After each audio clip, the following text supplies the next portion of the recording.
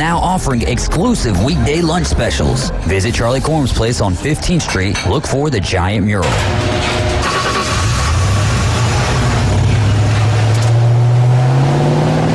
I spend a lot of time in the garage, but even more time in the rain, sleet, and mud. In 95, I helped tow your moving trailer. In 05, I helped you get out of a ditch. Yeah, I know I'm a bit rusty, and sadly in 09, it was sparks from me, your handy chains, dragging behind your truck that accidentally started a wildfire. Sparks from dragging chains can start a wildfire. Spark a change, not a wildfire. Visit SmokeyBear.com. Brought to you by the U.S. Forest Service, your state forester, and the Ad Council. Only you can prevent wildfires. WVLQ Port St. Joe, WGSX Lynn, powered by Panama City Toyota. ESPN Northwest Florida. It's the next evolution of sports talk radio. The biggest stories and the biggest reactions. Now. And now we're taking with the first pick. This is the last ball you got to bat. The Inside Drive. From college to the pros, interviews with the newsmakers, sports betting, your phone calls, and more. And now, The Inside Drive with Ryan Mulvey. Broadcasting from the Bill Kramer Chevrolet Buick GMC and Kramer Marine Outdoor Studios on ESPN Northwest Florida.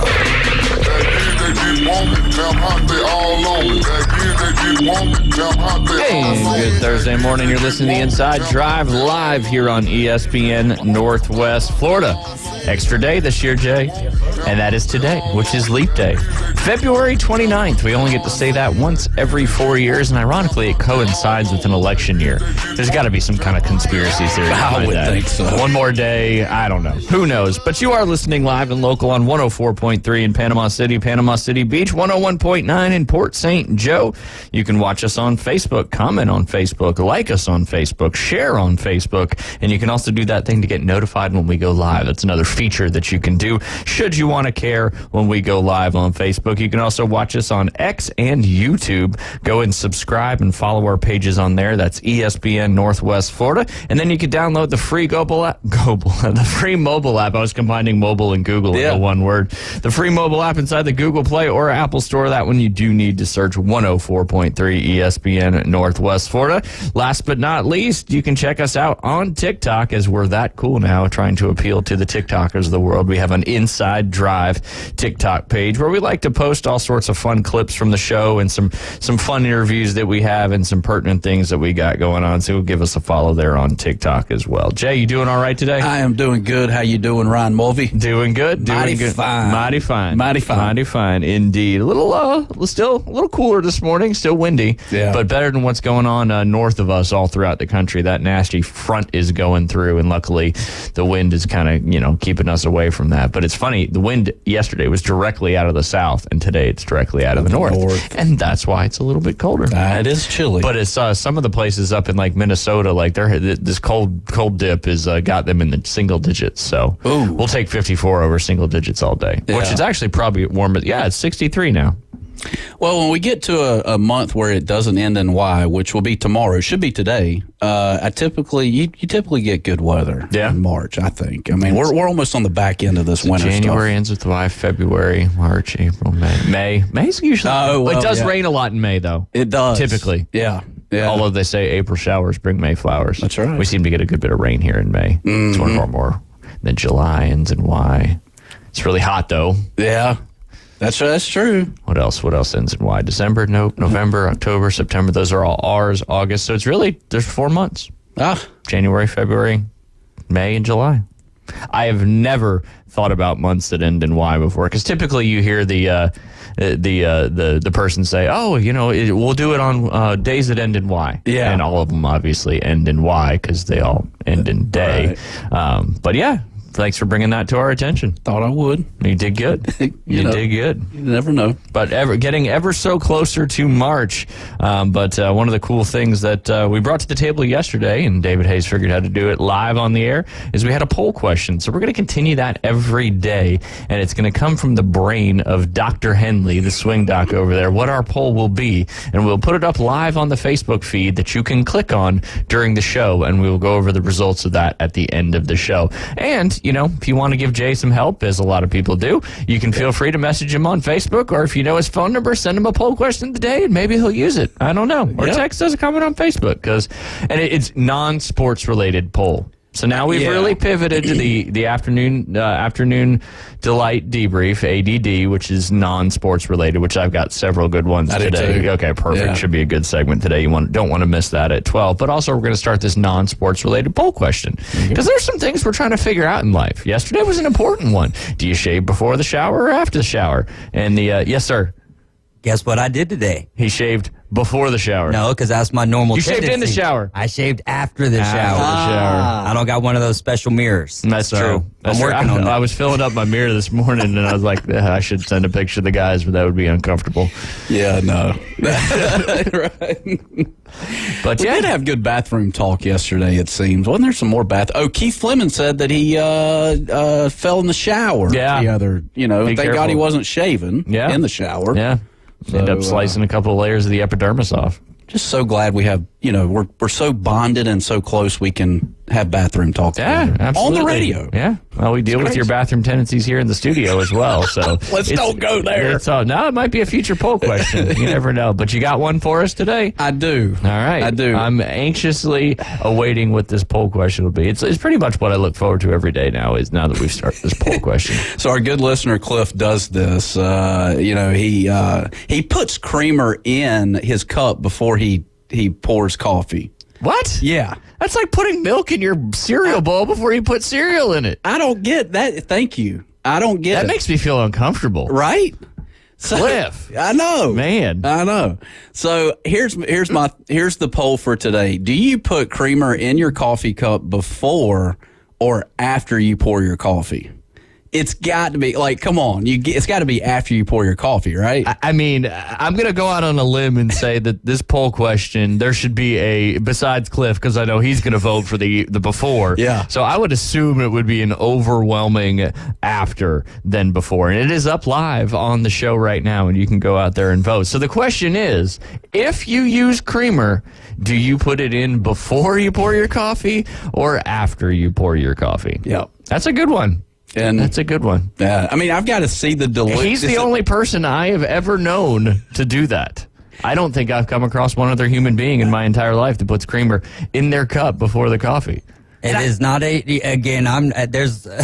think with everything in life, there's so many ways to skin a cat, if you will. Absolutely. But there are certain times, like say I'm going to a gas station or whatever, and Cliff just said, due to this embarrassment, I now drink it black. There you go, my man. And I tend to drink it black more than anything. But there are times where, like, if you got that pump thing, that's like concentrate or whatever, I'll go ahead and do a couple of pumps in, because I don't know how to judge that. Yeah. So really, I think the right answer is after the coffee, but there has been some times where scenarios. I've done it before. Yeah, there you go. Yeah. Situational. Yeah. What about you, Jay Henley? Well, it's definitely after. Okay. But I was just thinking about flavored creamer. What's that? Flavored creamer or just regular creamer? Vanilla. Is it French vanilla? French vanilla, hazelnut. You're a cafe mate, French vanilla fella. Yeah. So, may go sugar and milk at times where. Well, you get into a pickle and, you need to mix some stuff up. Now, do you do creamer and sugar, or since your creamer is flavored, are you just creamer? Just creamer. Yeah, because smart. I can't imagine. I've never done creamer and sugar. Some people like their coffee real sweet. And I get that. I respect all coffee preferences. I'm not here to judge. No, I'm not either. But I will judge people that put it in their cup, though, before. On a regular basis. Situationally, totally good with that. But on a regular basis, if you're doing that every morning, I think if I did that, my kids would be like, "What is wrong with you, Dad?" I'm like pouring the cereal in. Yeah. Or the milk into the cereal. No one, you can't know how much... I guess it's different with the coffee because it's two liquids. The cereal, you have a solid and a liquid, but you can't. You don't have any milk control when you pour the milk in first. Well, let's go back to our younger years with Nestle Quick. You remember? Did you ever have? I was more of a Yoo-hoo kind of guy. Oh, okay. Sorry, but probably go ahead. Yeah, I was going to say I would always pour the milk. Now I would pour the milk and then I would do the Nestle Quick. The mixture. Chocolate or strawberry? Oh, both. Strawberry at the same time. Well, no, I've never done that. Okay. But that seems bold. There was something about that back in the day. That before. Why not? Why not? It's like Neapolitan ice cream at that point. It's exactly what it is, all mixed together. Yeah. But I would definitely pour the milk then at that point and then put because you got to see the consistent, how dark it gets. Well, that's the key. And getting back to the coffee thing, you can control your light and darkness of that coffee by your creamer pour, the volume. That's right. That's right. But you can't do that if you pour the creamer in first, though, can you? That's true. Oh, you can. I mean, I guess you could follow. You could follow up with some more creamer, but you couldn't. You can't take the creamer out. Yeah. Right. You just have to waste an entire cup of coffee, and that just sounds terrible. Cliff also did say, "I've never done an illegal drug in my life, but I can't imagine them being more addictive than cinnamon icing flavored coffee creamer. That's some good stuff." He put me onto that one. That's a good one. That sounds is healthy. A good one. Yeah. Oh, that's just very healthy. Yeah. Although a black cup of coffee every day is actually healthy for you. It's good for your heart. It's all water. I'm not a doctor. Don't quote me on that, but I've heard that a few times. So don't hold me liable for saying that coffee is good for your heart. But I'm pretty sure it is. Yeah, I'm pretty sure it is. Now in the summertime, are you still? What do you drink coffee in the afternoon? Anytime? Just morning. Every only? once in a while, I'll have a cup of coffee in the afternoon, but it's usually strategic. And it's usually I can't hold my pee very long, so when I get a cup of coffee, if I've got plans, like I can't do it. I got It's like why, and I hate doing it, but I've had like energy drinks before for like football games and other games I've coached, but then it sucks because you got to pee like at halftime, and I hate having to go run away. I know, but that's but yeah, what goes in must come out. That's it.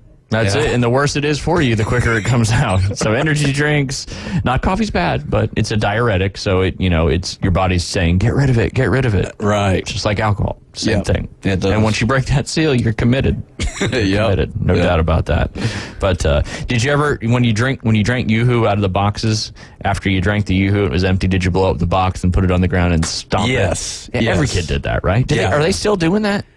I need to poll the third graders in Liam's class and find out, are we still popping juice boxes post-consumption? Yeah. Because it's half the reason you drank a juice box was to pop it, right? Right. It was cool, and you'd jump up as high as you can, and you'd miss, and then you'd have to do it again. And Yoo-Hoo makes my stomach hurt, though. I don't know Nesquik why. didn't, though? No.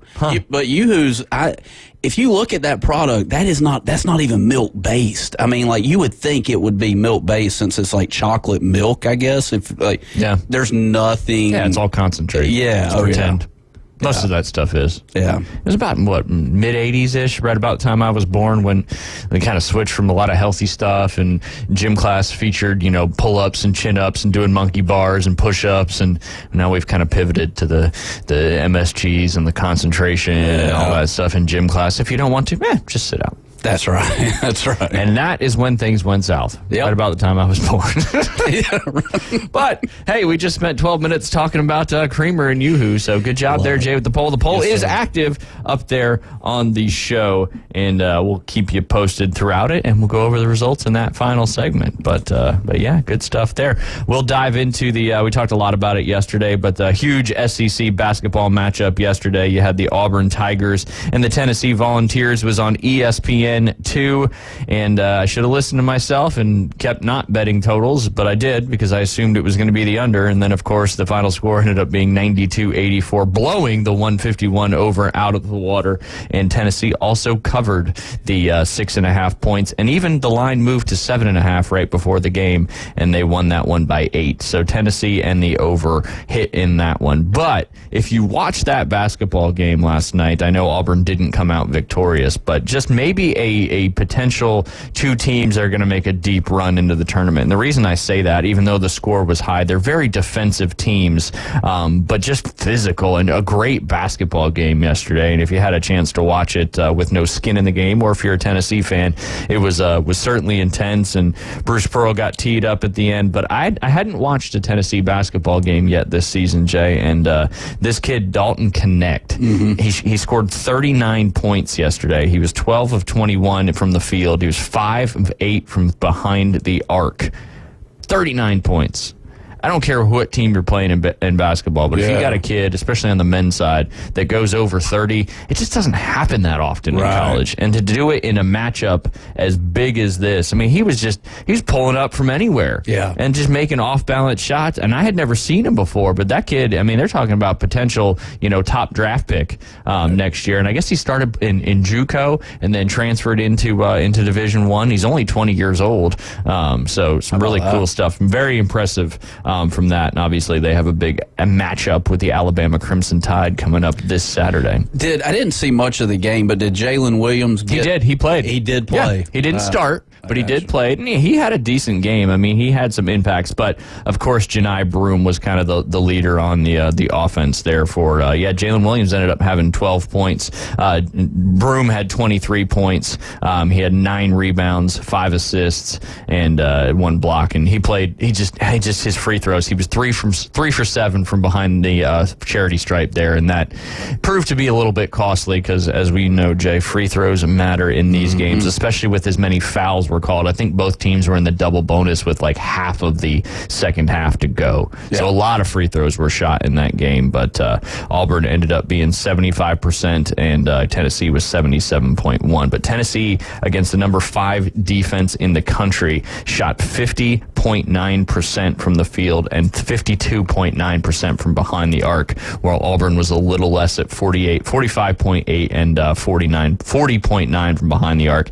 I don't care what team you're playing. If they're shooting 50% from the field and more than 50% behind the arc, it's going to be a tough task. So, they're not out of it, but they're certainly, the standings are starting to take shape a little bit. And Alabama started out a little slow against Ole Miss, but ended up winning that game pretty handily. What was the final score? They scored over 100 again. 103-88, I believe. Yeah, it's Alabama pretty much plays in the NBA with how many points they score. So Alabama and Tennessee still leading the SEC with both 12-3 records in the conference. South Carolina remains 1 game behind at 11-4, and now the Florida Gators, after their win yesterday against the 0-15 Missouri Tigers, Kentucky and Auburn all 10-5, 2 games behind the conference lead there with after this weekend about 3 games to go. So yeah, I can't wait to hear Connect in the NBA. Mike Breen on a call. Bang! Connects from 3. Yeah, a lot of alliteration going on in that one, but certainly doesn't look like Connect, but a good basketball name. Connect 3 versus Connect 4. Connect 4. Yeah, was that a game? That's he gets fat. Yes, it was a game. I couldn't remember. Come on. I don't know. They even had Connect 4 at Dave & Buster's where you shoot basketballs. Oh, yeah. Liam's never beat me in that, by the way. I'm like 12-0. Nice. I'm going to get a shirt and wear it next time we go. Yeah. It's the pressure. It gets to him every time. Yes, sir. But yeah, Connect 4. He makes a 3 and gets fouled, and then he makes the 4-point play. All they can say is Connect 4. There you go. You're welcome, future NBA Connect game callers, whatever team he ends up being on. But yeah, some good action there in basketball last night, but a lot of really good games coming up this weekend. Another cool thing coming up, we talked a little bit about it yesterday, but Caitlin Clark, huge game last night. They ended up winning, I think, 108 to something, but she is now only 17. She scored 33 points last night, and she's now only 17 points away, 18 points from breaking it, Pete Maravich's NCAA all-time scoring record for men's and women's. Next game coming up this Sunday. Ohio State, number 2 in the country, versus Iowa. So I know that we talked yesterday a little bit about that ticket being the most expensive ticket in women's college basketball history.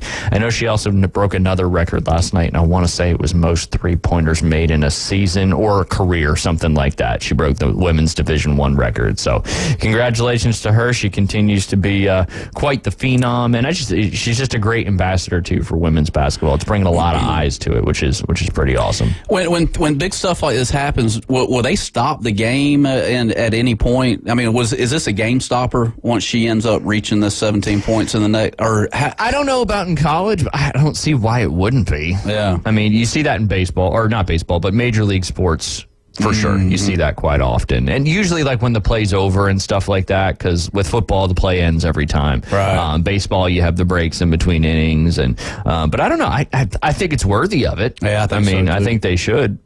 Breaking the all-time scoring record. And, it's one of those things you're comparing errors. There was no three-point lines, no shot clock. Things changed a little bit. And the fact that he did it in no shot clock is insane. Because, a lot of teams would just hold the ball forever back in the day. Well, and these women are, 10-minute quarters? And I don't know what they played quarter-wise back with Maravich, but... What are the lengths of the game? Yeah. That's a good point. Yeah. That's a good point as well. I'm assuming, I don't know if men's college has changed, but because women play is it 10 minutes? I think it is 10 minutes. It's 10 minutes, 4 10-minute quarters. Yeah. They're playing the same time as the men, just in quarters versus halves. Yeah. I wonder what the logic is behind that.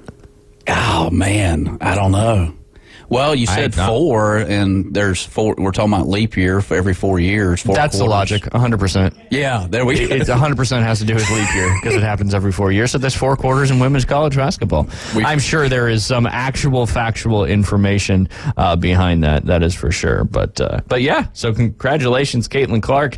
I would be shocked if she didn't break the record this upcoming Saturday in that game. The theory is that it makes the game more competitive to be in 2 halves. Oh, okay. That's something that I'm reading from GMTM.com. So, gotcha. All right. Huh. Yeah, there you go. All right. Interesting. Yeah. Because of less breaks, I guess? Longer halves mean less stoppages during a game, leading to more scoring opportunities, a steady pace and flow, and closer games between a wider range of teams. Even in 1954, they were trying to help make the Cinderella stories happen. Ah, yes. Parity is so good for sports. That's for sure. Yeah. That is for sure. We only got it's time. It's 11:20. Don't forget about our poll question up on our Facebook page. That is, do you put creamer in your coffee before or after you pour your coffee? You can vote right there live on the Facebook live stream. You're listening to The Inside Drive live here on ESPN Northwest Florida. We will be right back. Your home for college basketball. ESPN Northwest Florida. This Saturday, it's a college basketball triple header. First, Illinois at Wisconsin tip-off at noon, followed by your Auburn Tigers versus Mississippi State inside the jungle. Coverage starts at 2:30. Then, it's the Tennessee Volunteers versus the Alabama Crimson Tide at 6:45. Saturday on your home for college basketball and the Auburn Tigers. ESPN Northwest Florida. War Eagle. This is Joanna with ESPN Northwest Florida. Here is your weather forecast on this Thursday morning. As we head into this afternoon and evening, mostly clouds and a high of 66 with a gentle breeze at 10 miles per hour out of the east-northeast. For tonight, clouds and a low near 58. Tomorrow, cloudy in the morning followed by moderate rain and a high around 69. This weather forecast is brought to you by Ellis Agency Insurance.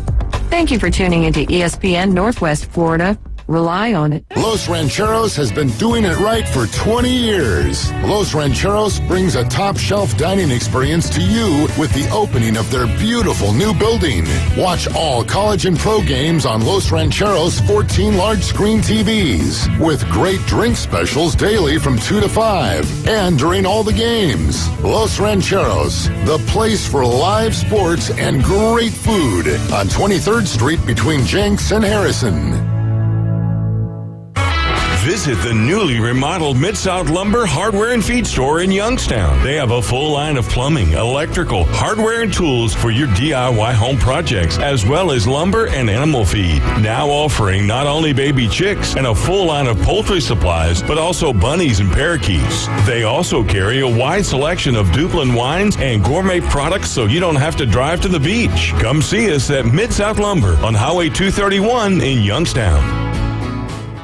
The locals love it. You're gonna love this. You are my favorite. It's my favorite. Everybody's favorite. The Inside Drive with Ryan Mulvey.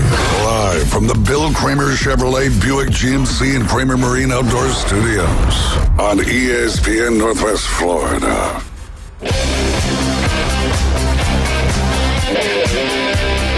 And And welcome back. You're listening to the Inside Drive live here on ESPN Northwest Florida.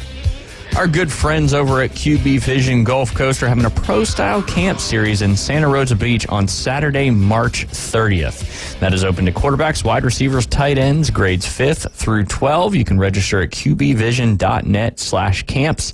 As someone who has kind of a little bit part of that QB Vision family, spent a little bit of time working with several of their coaches, and may do a little work this Saturday as well, now that the opening weekend of the Panama City baseball was canceled because of the weather coming in.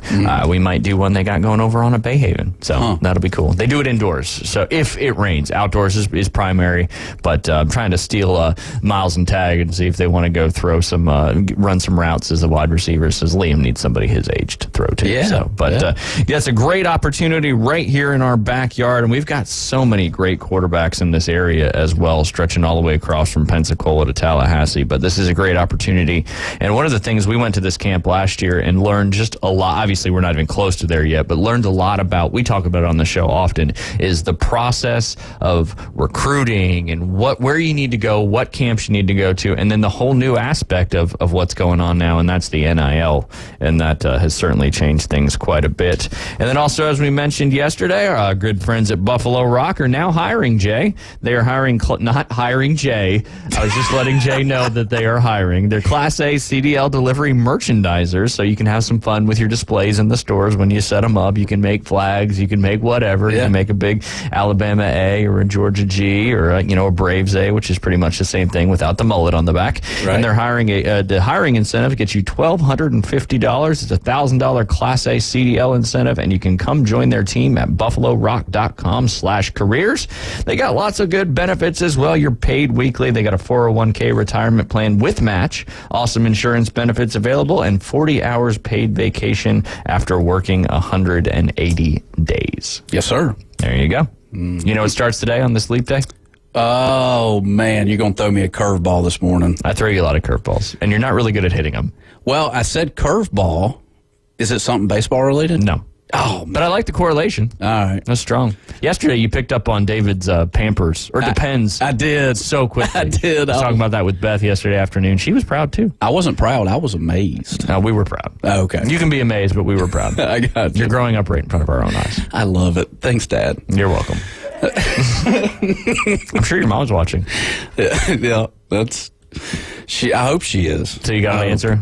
Huh? Nothing? No Nothing. Answer? I don't have anything. All right. It is the start of the NFL Draft Combine. Everything they've been there this week doing interviews with players and stuff like that, but the actual on-field work starts today. It's up there at Lucas Oil Stadium. Is it always at Lucas Oil Stadium? I believe it's always in Indianapolis. Yeah, that's what I thought. I'll do some research. There you go. I could ask Jay, but we already knew that. I know spring football's already kicked off NCAA. I mean, it's getting going, that's for sure. And then this the because it was the USFL and the XFL, and it's now the UFL will be starting here pretty shortly as well. And we got a team just up the road up there in Birmingham. A good team nonetheless. But football is football. David Hayes has an answer. Indianapolis has retained the honor of hosting the Combine since its inception in 1987. There you go. Man, wonder why. I guess it's pretty centrally located. There's no doubt about that. Right. And it's a good city. So that's happening today. Starts today. Yes, absolutely. And that you asked that. Today is going to be defensive line and linebackers testing starting at 2 p.m. Central Time. And then tomorrow you'll have defensive backs and tight ends, again, starting at 2 p.m. And then Saturday is really, not that it's not fun to watch these guys test, but the real exciting stuff, because all this is going to be usually live on the NFL Network. The running backs, quarterbacks, and wide receivers will be testing starting at 12 p.m. on Saturday. And then rounding out the combine testing will be Sunday, and that's the offensive line starting at 12 p.m. as well in the Central Time Zone. The reason for it being in Indianapolis, it is the most central location for all the NFL teams. Makes sense. Makes sense. It's almost smack dab in the middle of the country, but you've got a heavier concentration on that eastern side of the country, so you got to have that skewed a little bit. It's like a line chart or a line plot or whatever when you did that back in geometry. Indianapolis, that's the Midwest? Well, yeah, I think so. Or the Ohio River Valley or whatever you want to call it. But yeah, in the great state of Indiana. Very cool. Yep, Lucas Oil Stadium. So, with that being said, interestingly enough, and we talked maybe briefly about this, but Caleb Williams, Drake May, and Jaden Daniels will not be throwing at the combine during the quarterback testing. I wonder why. How does that make you feel? That maybe they already have positions available, or well, I don't know. I mean, they're obviously, what people are saying, the top 3 quarterback prospects available in the 2024 NFL draft. I'll give you a little more information because these guys, the reason why, and apparently this is fairly common with a lot of the top picks, even though like CJ, all those guys were throwing last year, but they all have their own pro days where they host it at their school with their wide receivers, with their, and that's really where all the pro scouts will come and really check them out. So, but I still think they should have to throw in the combine. I don't think that's something you'd have the option. Right. If you get invited to the combine, throw in the combine. What's it going to hurt? If you're that good already and you're going to go number 1 or number 5, go throw in the combine. Give the people what they want. I agree. I don't know. I don't get it. I don't feel like you should be able to opt out of that. But with that being, if you can opt out of a bowl game, though, I guess. You can opt out of throwing. I guess you can't really. I'm with you though, man. I really wish that they would have to, or not, that you couldn't opt out of this because it's a more controlled environment for your pro day. You never know what'll happen at the combine. You never know what happens in an NFL game. So more realistic. Yeah, it's a little bit closer to reality. Are we putting them kind of more on a pedestal? I guess like, I don't have to participate in that. Like, I don't know. In my opinion, no. I think they're trying to control the situation, like David just said. Yeah, I got you. Yeah. But I don't think it's like they're better, like they're trying to say either. But Caleb Williams is a whole nother. And the reason why this draft is so wild is because Caleb Williams will be the most paid college player to ever be drafted. He's basically made $10 million in college. Yeah. So that's what makes this year kind of unique is now that NIL is in full force, you've got these guys that have made money in college getting drafted, whereas always before they may have made money, but nobody knew about it. So publicly making $10 million and then being drafted, it's a little bit of a different scenario. But now he's come out and said he loves the Bears. So we'll see. We'll see. I do like him coming out and saying that like he doesn't care where he goes. He's excited to go play. I think that was needed. Yeah, it was a very smart move, especially after all of the things that's kind of been coming out of his camp, which is basically him and his dad, Carl. So, it's coming out and saying that you're excited to play for whoever, I think was huge. It definitely was something I was like, all right, Caleb, like great move, bro. Yeah, absolutely. And quarterbacks planning to throw J.J. McCarthy, Bo Nix, and Michael Penix.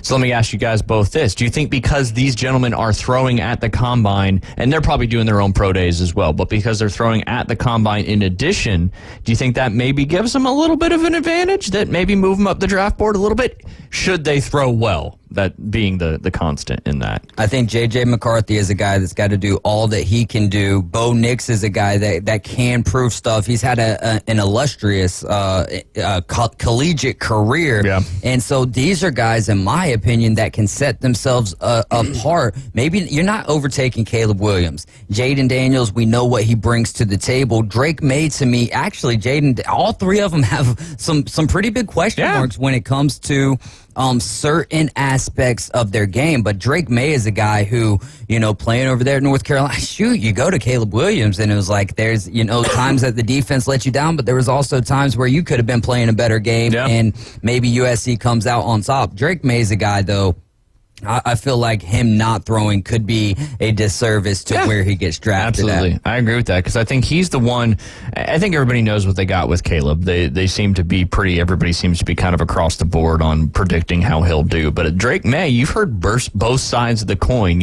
He's got a very long throwing motion with his arm. He's not the most scrambling athletic guy, but he's a big guy. He's like a Josh Allen type guy. And I agree with you. I think guys like him really need. And, should this is from The Athletic, should a throwing session alter a player's tape grade? No, the body of work is what matters. That said, last year, Ohio State's C.J. Stroud put together one of the most impressive throwing combine sessions over the past 15 years, but it still wasn't enough for him to jump Bryce Young on several of the team board. That list obviously included the Panthers, although hindsight would say Carolina got that one wrong. But It certainly for C.J. Stroud, I would think improved his because the big thing about C.J. Stroud is he didn't do well on the F2 cognitive test. Yeah. Well, it's not F2. S2. S2.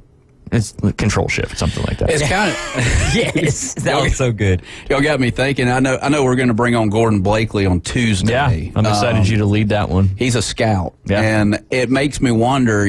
When you go to these combines, these guys are so equal. Like, what are you looking for? I mean, because we're talking thousandths of a second in speed and everything, like in NASCAR. Yeah. With the race, what are you looking for that for your team that is going to one up? Well, that's going to be a great question because he was the one that was responsible for Ronald Acuna Jr.'s development and bringing those guys in and all that. So anxious to I got to figure out what he's actually doing right now too, because the internet's very tough. So I mean, if you could do some research on that, because he did get in trouble because he had some illegal international scouting talk or something like that. So he ended up getting, booted for a little while. But you said he was out there in spring training in Arizona? I just know he's in Arizona this week. I'm assuming that would make sense. Or he's playing golf. Or he's on a golf trip. Yeah. Absolutely. Yeah. But excited to talk to him on Tuesday, that's for sure. But yeah, getting back to what these draft guys are looking for. Obviously, the mechanics, your footwork, your time to get the ball out, your release, how long it takes for your arm to move through, how accurate you are, how you are on the deep ball. But the quarterback's such a different position, and that's why they do that S2 cognitive test, because a quarterback, you've got to be able to process information quickly, understand a lot of stuff, and do it while these guys are running at you at full speed trying to kill you. Right. So quarterbacks, you're looking for a lot of those intangibles as well. And it's definitely one of those things. Go ahead, David Hayes. So he's trying to get back into Major League Baseball. This article is from October 12th of last year. I'm trying to get back into it. He was also instrumental in development of not just Acuna, but A-Rod and Alfonso Soriano. Ooh. So all of those guys are a member of what club? The 40-40 club. Yeah. So that's huge. Despite his suspension, he continues to work in player development at a company called New Balance Future Star Series, and he remains hopeful for another opportunity in Major League Baseball. So we need to get on the line with Alex Anthopoulos, the general manager of the Braves, and be like, bring him back. Yeah, no, absolutely. But we'll be joined by Gordon Blakely next Tuesday at 12:20. Yep. Looking forward to that one. We may have to steal a couple segments out of there because I think there's going to be a lot of good conversation and questions on that one. Oh, yeah. But, scouting combine underway today starting at 2 p.m. Central Time. Some of the quarterback big names in attendance will be Caleb Williams, Drake May, Jaden Daniels. Like we said, they're just not throwing. J.J. McCarthy, Marvin Harrison Jr., Malik Neighbors, Rome Adunze, offensive tackle Joe Alt, Olu Fashanu, tight end Brock Bowers, edge rusher Dallas Turner, Latu. How do you say that one? I think he's from Alabama. The Latu. Oh, Cameron Latu? Yes. Yeah. I guess that's his real first name, which they could have just put Cameron on this, but they didn't. Wait, what did they put on there? Laiatu. Latu. Maybe it's a different person. I doubt it, though. It would be too coincidental. And David sold it to me, though. He said it like Latu. I mean, he said it. I'm talking about the first name. I got the last name. It's just Latu, but the first name, Laiatu. Latu. Yep. I like the accent, too. That was key. Jared Verse, Terrion Arnold, and Terrion Arnold, too, is not going to be doing any... Cooper DeJean. Sorry, Cooper DeJean from Iowa. He's predicted to go in the early rounds. He's not going to be doing any testing at the combine either, which I thought was interesting. I don't have that in front of me, but I remember reading that last week. But he's also a stud, so. Yeah, Terrion Arnold is going to be a good pickup for someone. He was a guy who was kind of outshined by Kool-Aid McKinstry, but as the year went on, was like, don't throw his way. Yeah, I know the Niners have been talking to him this week, so I'm like, fingers crossed. We'll see. But they're not there watching any quarterbacks or anything like that. But the tests that will be at the 2024 Combine, Jay Henley, 40-yard dash, bench press, how many reps you can do of 225. That would eliminate me right then and there. Same. Your vertical jump, your broad jump, the 3-cone drill, the shuttle run, and the Wonderlic test. You want to know what some of the records are in some of these tests, Jay? I would love. Yeah. All right. Yes. Give me a guess on what you think the fastest 40-yard time at the Combine ever run was. It was only 7 years ago. Yes, almost on the dot. 4.275. Close. 4.250. Lower. 4.2225. 4.22. John Ross, wide receiver from Washington, ran a 4.22 in 2007. I don't know if you've ever seen somebody in person running a sub 4.5 40, but that is like watching a gazelle run across the plains. Yeah. No doubt about it. That is fast. And then Kalen Barnes, he was a cornerback from Baylor, ran a 4.23 in last year's combine. I don't know if you remember that. And then Chris Johnson, who was a running back from East Carolina, he ran a 4.24 in 2008. CJ2K, baby. Tennessee Titans. That's it. You're not running, you're leaping through those 40 yards. I mean, you're just leaping. That's some God-given talent, that is for sure. Yeah, ooh, nice. Bringing it back around. Yeah. Feeling the flow. Working it. Working it. Kevin Nealon. Yeah. What is the record for the most bench presses at the NFL Combine? Give me a guess. With 225? 225. The record is held by Stefan Piella. He's a defensive tackle. He went to Oregon State. How many reps? How many reps at 225? Man, I could be way off here. 25? More. 50. Close, 49. 49. 49 Nice. at 225. That was the second. Tied for second is Mitch Petrus. He was an offensive lineman from Arkansas. He did 45 reps in 2010. And then Mike Kudlove, he's a defensive lineman from Ohio State back in 2006, also did 45 reps. A couple more real quick. Jay, guess what the best record is for the vertical jump at the Combine? You should know this because it's a Georgia wide receiver. Chris Conley set the record back in 2015. It's a vertical just straight up. Yep, they got to hit the little thingamajiggers that let you know what they're... And they're measuring from the bottom of their shoe to the ground. No, what they're doing is they're jumping up and hitting all those little things that stick out, and that's how they measure the vertical jump. Gotcha. Let's go 13 feet, 7 inches. Okay, right before 11:40, I'll remember to clip this out. Right before 11:40. 13 feet? I don't know. I'm thinking of a basketball goal of 10 feet. But it's what the person jumps, not how high they're jumping. Oh. Now I understand what you were saying. Okay. Yeah, That makes more sense. No, you can't measure that because everybody's a different height. I still wouldn't even know. Dude, I wouldn't even know. 45 inches. 45 inches. Yes, which is almost 4 feet in the air. Okay. Which is high. Yeah. And that was and Donald Washington. 13 feet better. Yeah, that's like jumping like double my size. You can jump on top of the backboard at that point. Like, literally. Whatever. Space Jam for real, bro. That's right. You got the old moon shoes on doing that. Yeah. But Donald Washington tied that record in 2000, or he had the record up until then, and then Chris Conley tied that. Donald Washington was a quarterback from Ohio State. Donovan Peoples-Jones in 2020 out of Michigan. He now plays for the Browns, I believe. He did 45.50. He was the third, and then Brian Jones, a quarterback from UConn, did 45.5 back in 2015. So we got a couple other records we can get to when we come back, and we'll jump into some other stuff. You are listening to the Inside Drive on this Leap Day. We're going to get some fun Leap Day facts here maybe in this next segment, should time allow as well. You're listening to the Inside Drive. We'll be right back. Do you suffer from political talk radio fatigue? We know that under the 49% rate, the U.S. Tune into the most fun and exciting new radio show on the Gulf Coast. It's The Inside Drive with Brian Mulvey. From the Bill Kramer Chevrolet Buick GMC and Kramer Marine Outdoor Studios. Middays 11 to 1 on ESPN Northwest Florida. Are you tired of hearing 2 weeks when you call to get your boat worked on? Hey folks, it's Chris Kramer with Kramer Marine and Outdoor, and we'll get you in and back out on the water as quick as possible. We're a full-line Yamaha outboard dealer and Suzuki outboard dealer, and we have master-trained certified mechanics on site. So if it's just an annual service, electronics install, trolling motor install, or all the way up to a full repower, we can take care of you. So stop by and see us in the corner of Frankfurt and 23rd next to Bill Kramer GM, or call us at 850-851-0453. Attention homeowners, are you dreaming of a backyard oasis? Look no further than S&R Fencing, your go-to destination for quality outdoor transformations. At S&R, they specialize in crafting custom fences, decks, retainer walls, and all exterior construction that not only enhances the beauty of your home, but also stands the test of time. Their experienced team takes pride in delivering top-notch craftsmanship with a personal touch. S&R Fencing, locally owned, licensed, and insured, and a member of the BBB.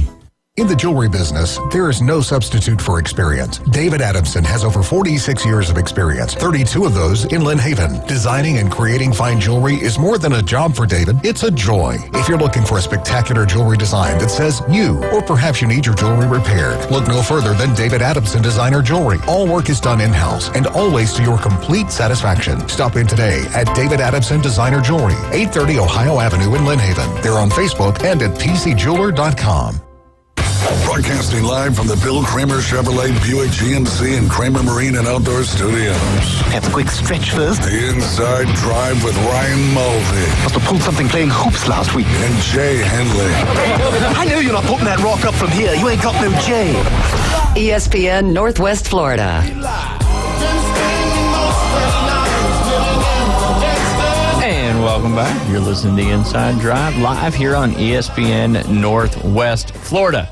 Finishing out these records real quick, Jay Henley, and this is more where you were before.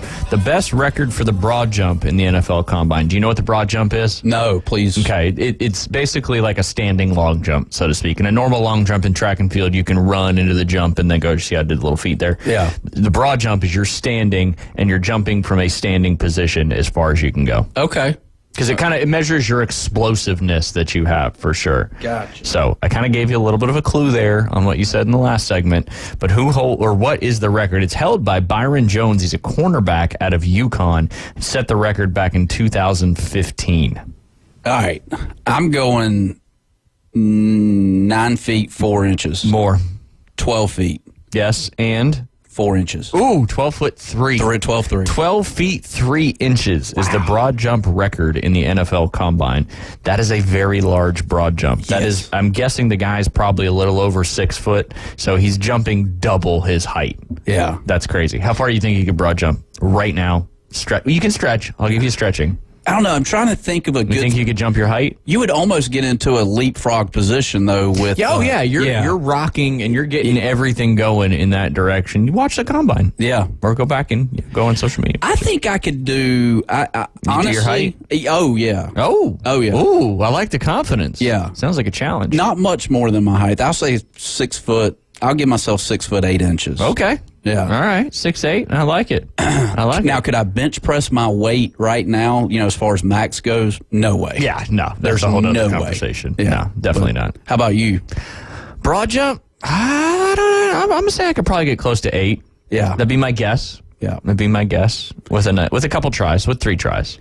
I just feel like you'd have to get, like I said, but I do have some spring in my legs. Not as much as I used to. But you do. I got a little bit of boing in there. Don't sell yourself short here. I haven't used it in a long time, but yeah, that's neither here nor there. David, what about you? What you got? Broad jump?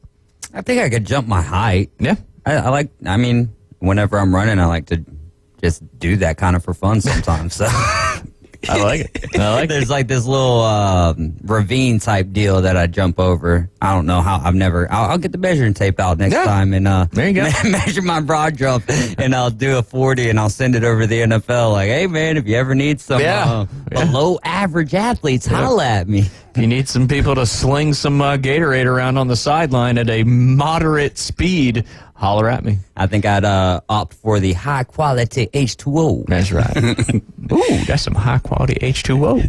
Have you seen the guys that are running up the walls and stuff, and they're running like 20 feet up, and it's like American Ninja Warrior? Yeah, it's crazy, man, that some of these people doing. They're finely tuned athletic machine. They are. Yeah, that's a lot harder than it looks, that's for sure. But it takes practice and training, and that's what these people do.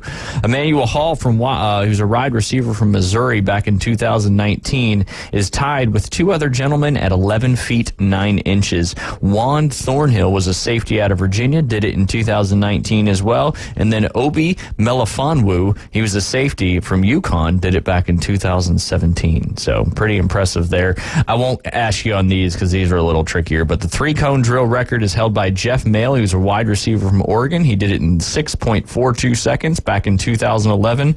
Buster Skrine from Tennessee is a defensive back from Tennessee Chattanooga, did 6.44 in 2011 as well. And David Long, he's a linebacker from West West Virginia, which is pretty impressive. A linebacker was able to get in there and do it. 6.45 in 2019, and Scott Long tied that also Scott Long did it first in 2010. He was a wide receiver from Louisville and did it in 6.45 seconds. But 6.42 is the 3-cone drill record, and the record for the shuttle drill, Brandon Cooks, which I think we mentioned his name already. No, Chris Conley. Did we mention Brandon Cooks? I don't think so. No. I think I just read it earlier and then thought I read it on the air. Yeah. Brandon Cooks is tied for first with Jason Allen. Brandon Cooks was a wide receiver from Oregon State. The shuttle run in 3.81 seconds in 2014. Jason Allen had set the record prior to him. He's a cornerback out of Tennessee back in 2006. Again, that was 3.81 seconds. And then last but not least, Bobby McLean was a cornerback out of Memphis. Did it in 3.82 seconds back in 2015. So the most recent record set was in 2000. Let's see, the most recent one. I was going to ask you a follow-up question. Yeah, 2014, 2015, 2011, 2017 is the most recent record, although Kalen Barnes last year from Baylor almost got the 40-yard dash record. So it's been 7 years since a new record in all of these testing drills at the Combine has been set. Why do you think? You would think, we always talk about technology and people getting bigger, stronger, faster. You would think that some records are being set at the Combine, but maybe to this year's the year.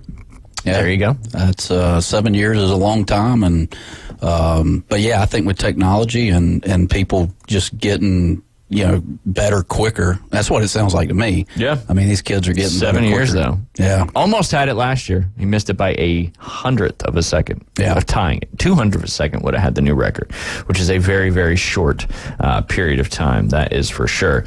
I mentioned, Jay, it was Leap Day. Yeah. So there's only 4 years, one time every 4 years that you can have sports stuff happening on Leap Day. And these are some of the notable Leap Day stats and events across major sports. This is from ESPN UK. Not the American side.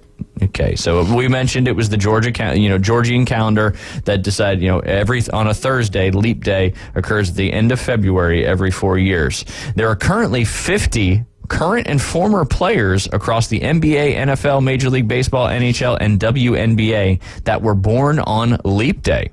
Notably, Tyrese Halliburton, Eric Kendricks, Darrell Williams, Simone Gagne, and those are some more of the notable names that were born. But 50 players across. But if you pool how many total players are in those leagues, it's probably not that surprising. Yeah, because it probably equates to the percentage of the population of America that were also born on that. There's probably a proportion somewhere that you can figure out. But of the 9 players born on Leap Day, Simone Gagne was the only player to score on his birthday back in 2004. I believe he played for the Flyers a good bit of time there as well. And here are some other facts. 6. There have been 6 players to score at least 40 points, the most recent being Russell Westbrook in 2012. Oscar Robinson's 43 points in 1964 is the highest total. He also had 10 rebounds and an assist for his 22nd triple-double that season. Paul Arizin did it first in 1950. So there's been 6 players in the NBA to score 40 points on Leap Day. In NBA history, 8 players have scored exactly 29 points on Leap Day, according to the Elias Sports Bureau. Derrick Rose and Rodney Stuckey each did it last in 2012. Why is the 29 points significant, Jay? 29 days in February. Excellent. Yeah. Passed the test. Yeah. He's getting better. Yeah, I am. But that wasn't that big of a stretch, but you never know what you're going to say. So we just had to test you out on that one.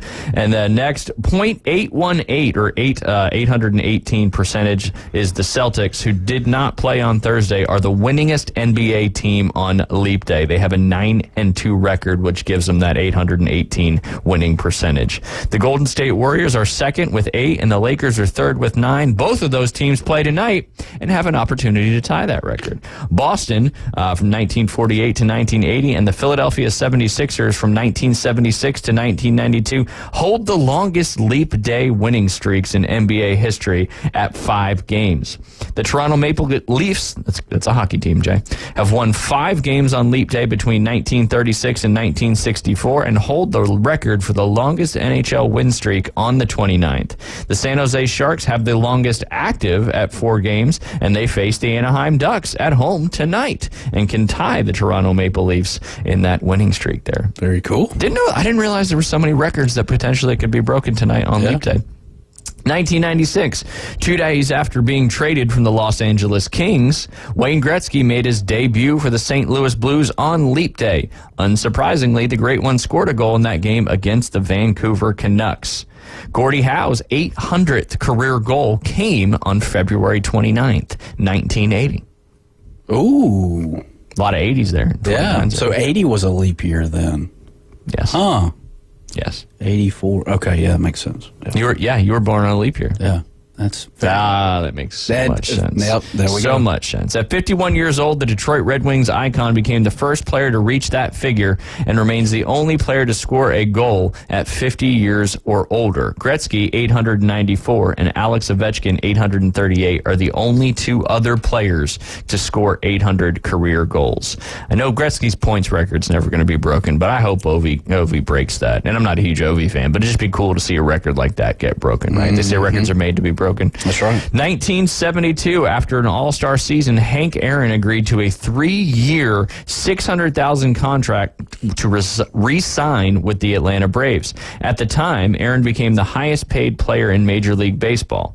For context, Shohei Ohtani's 10-year, $700 million deal with the Los Angeles Dodgers this offseason made him the highest-paid player in North American sports history. But I guess he signed that on the 29th in 1972. That's all the fun records there. I like it. I like it. Get your contracts done on a leap day. Yeah, or on the leap day. Yeah, and then if your contract can only renegotiated on the exact day of years in the run, you at least you got yourself a 4-year contract. That's right. Got to work the system. Or just be like, hey, we'll renegotiate. I want my contract to run for 4 leap years. Yeah, there you go. 16-year deal. 16 years out of it. That is for sure. That would be cool. Jay, yesterday we talked, we just got a few minutes left in this segment. Yesterday we talked about the PGA Tour courses and the top 32 that are on the PGA Tour and ranked, and we basically got to the top 10. So I want to go over those top 10 real quick. Do you think, was the Cognizant, we already talked about the Cognizant Classic. We did. Right? Yeah, so that was outside of the top 10, which is the tournament they're playing this week. We'll give you an update on that later on today. Number 10 is where they play the Tournament of Champions. What's the name of that course? Tournament of Champions. Is that up in the Northeast near New York? You always say it's your favorite, like it's the season started. Oh, yeah, Tournament of Champions, Kapalua. There you go, yes. Kapalua. The Plantation course, many people don't realize that is a 36-hole facility, resort-style course there. But yes, number 10 on the PGA Tour lists of courses that they play, Kapalua being number 12. The Wells Fargo Championship, what course is that played at? Used to be Quail Hollow. Still is. Still is, yep, okay. It's just Wells Fargo's dropping their sponsorship after this year. You ever play Quail Hollow? I have not. I feel like Keith has played Quail Hollow. I would think so. Yeah, but another great track up there, like I mentioned last week, they converted their greens from bent grass to mini Verde Bermuda grass just to be able to host a PGA Championship when it was back in August. Number 8, where they've hosted several PGA Championships, and they may be hosting the PGA Championship this year up in Kentucky. What is that golf course, Jay Henley? Valhalla. Valhalla Golf Club. Beautiful, beautiful facility, and if you are a PGA member, they give you some good discounts there. This one you probably don't know, but it's the host of the BMW Championship, number 7 on the list of PGA Tour golf courses. That is Castle Pines Golf Club, which is in Castle Rock, Colorado. Okay. That was on the tip of my tongue. Yep, it was right there. I knew it, David. Built in 1983, and the ball goes a little further out there at elevation. Coming up next week, this is number 6. We're getting to the nitty-gritty now. Number 6 on the top courses that the PGA Tour plays, and that is just over there in Ponte Vedra Beach. What is the name of that course? TPC Sawgrass. That is right. Which one, though? Plantation or Stadium? Stadium course, designed by Pete Dye. That's coming up in a couple weeks. Looking forward to seeing that one. Number 5, host of many U.S. Opens. Payne Stewart won here famously. And which one's that one, Jay Henley? That would be Pinehurst number 2. Number 2, one of the most difficult golf courses I've ever played, in addition to the Ocean Course at Kiowa Island. Genesis Invitational, just had this a couple weeks ago. Number 4, Riviera Country Club out there in Los Angeles. Number 3 on the PGA Tour golf course list, where they host the Memorial Tournament. That is which course, Jay Henley? It's a Jack Nicklaus course in Canton, Ohio. Is it? It's Dublin, Ohio. Or Dublin. But yes. Oh, I don't know. Muirfield Village. Muirfield, thank you. Which it will be a signature event this year. All right. Number 2, of course, you have not played, but number 1 on this list is, of course, you have played. Number 2 is, just guess, number 2 on the list. Oh, my God. PGA Tour plays there, so it can't be like the best courses in the world. You've got like 20 seconds. Yeah, well. It's on the coast. It's Bay Hill. No, Bay Hill was on the list, but further down. It's on the Pebble coast. Beach. Yes, bingo. Thank you. Jay Henley, you got beat by David Hayes. Pebble Beach, number 2. Golly, that makes me feel bad. And then I was supposed to be a compliment. Last but not least is Augusta National, where they host a Masters tournament, and that rounded out your top courses that every PGA Tour course. But I'm going to have to give Golf Digest a little criticism there, because PGA Tour Masters is not the PGA Tour. That's right. So that's skewed there. But when we get back, it is that time. It'll be that time for the afternoon underdog afternoon delight debrief. We got a lot of good ones coming up. You're listening to the Inside Drive. We'll be right back. ESPN Northwest Florida is taking it to the hole. Your home for the most live college basketball in the Gulf Coast. The ACC, SEC, and the biggest games in the country. Plus the official station of March Madness. The Panhandle's destination for live play-by-play. Hear every slam dunk in ultra-high fidelity right here. ESPN Northwest Florida. This is Joanna with ESPN Northwest Florida. Here is your weather forecast on this Thursday morning. As we head into this afternoon and evening, mostly clouds and a high of 66 with a gentle breeze at 10 miles per hour out of the east-northeast. For tonight, clouds and a low near 58. Tomorrow, cloudy in the morning followed by moderate rain and a high around 69. This weather forecast is brought to you by Ellis Agency Insurance. Thank you for tuning into ESPN Northwest Florida. Rely on it.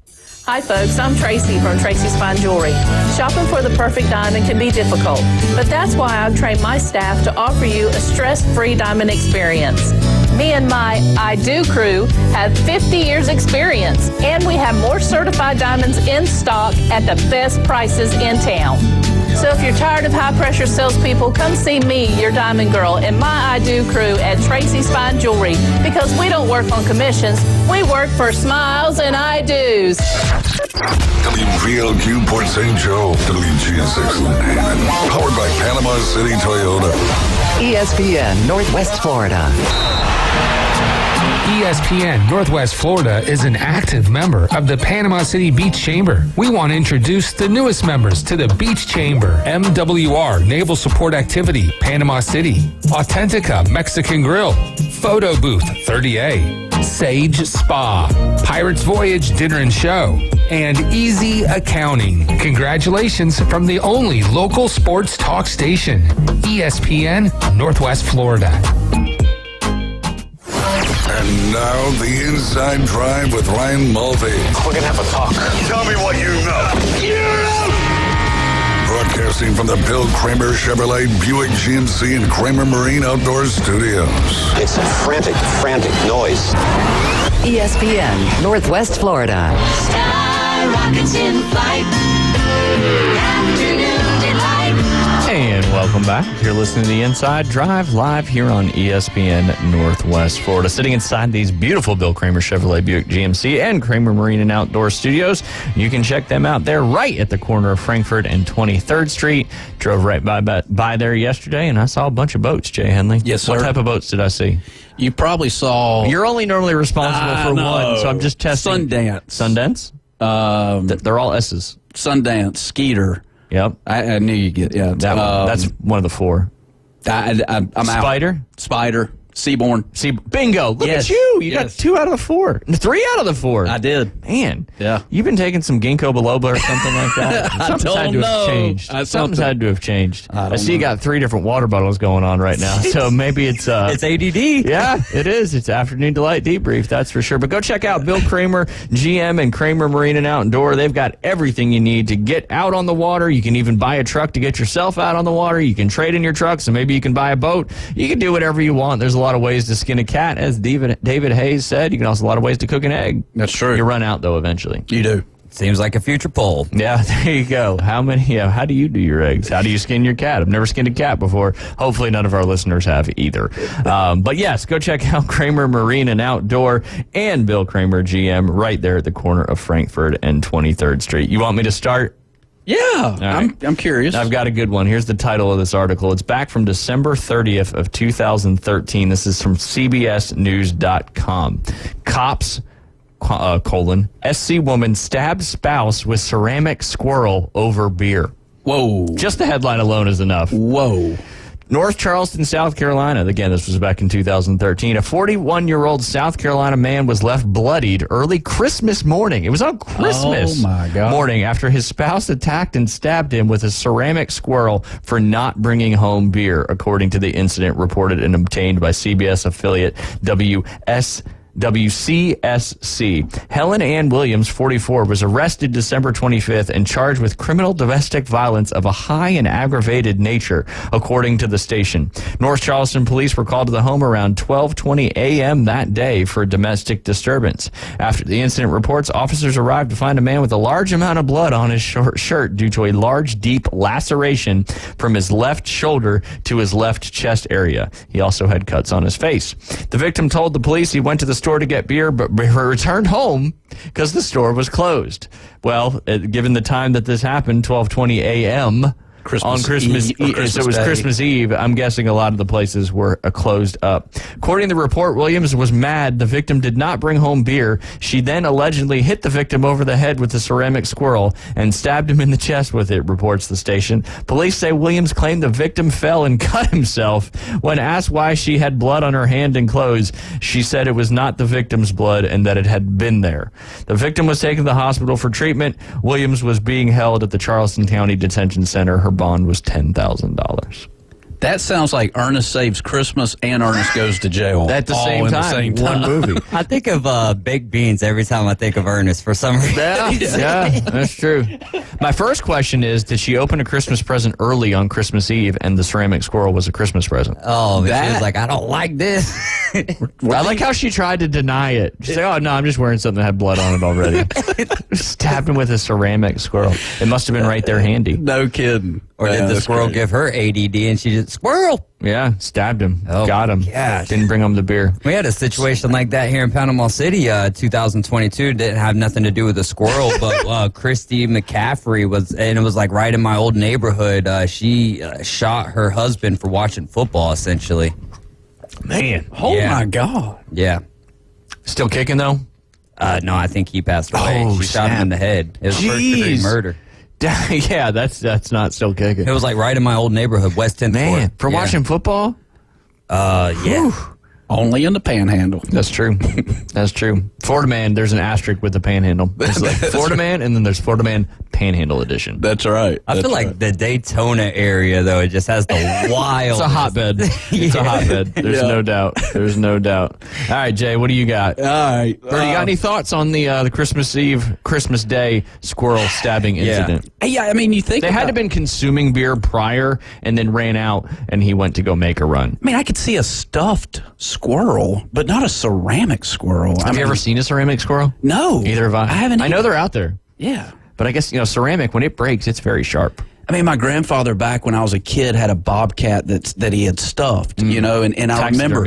Yeah, and I guess that's a better Same word. thing. Same thing. No, I just wanted to say taxidermied. It's the first time I got to say taxidermy on the inside drive, so I had to take the opportunity and run with it. But as a 5-year-old looking at this bobcat, I mean, it used to scare the heck out of me. Oh, I bet. But the shadows and when it's dark. Oh, yeah. But, ceramic squirrel, come on. Yep.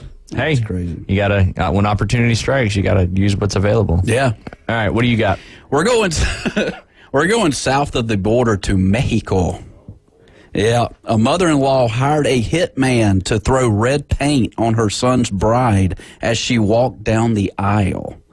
According to a recent Reddit post, a wealthy family in Sonora, Mexico, did not want their son marrying a woman they viewed as a gold digger.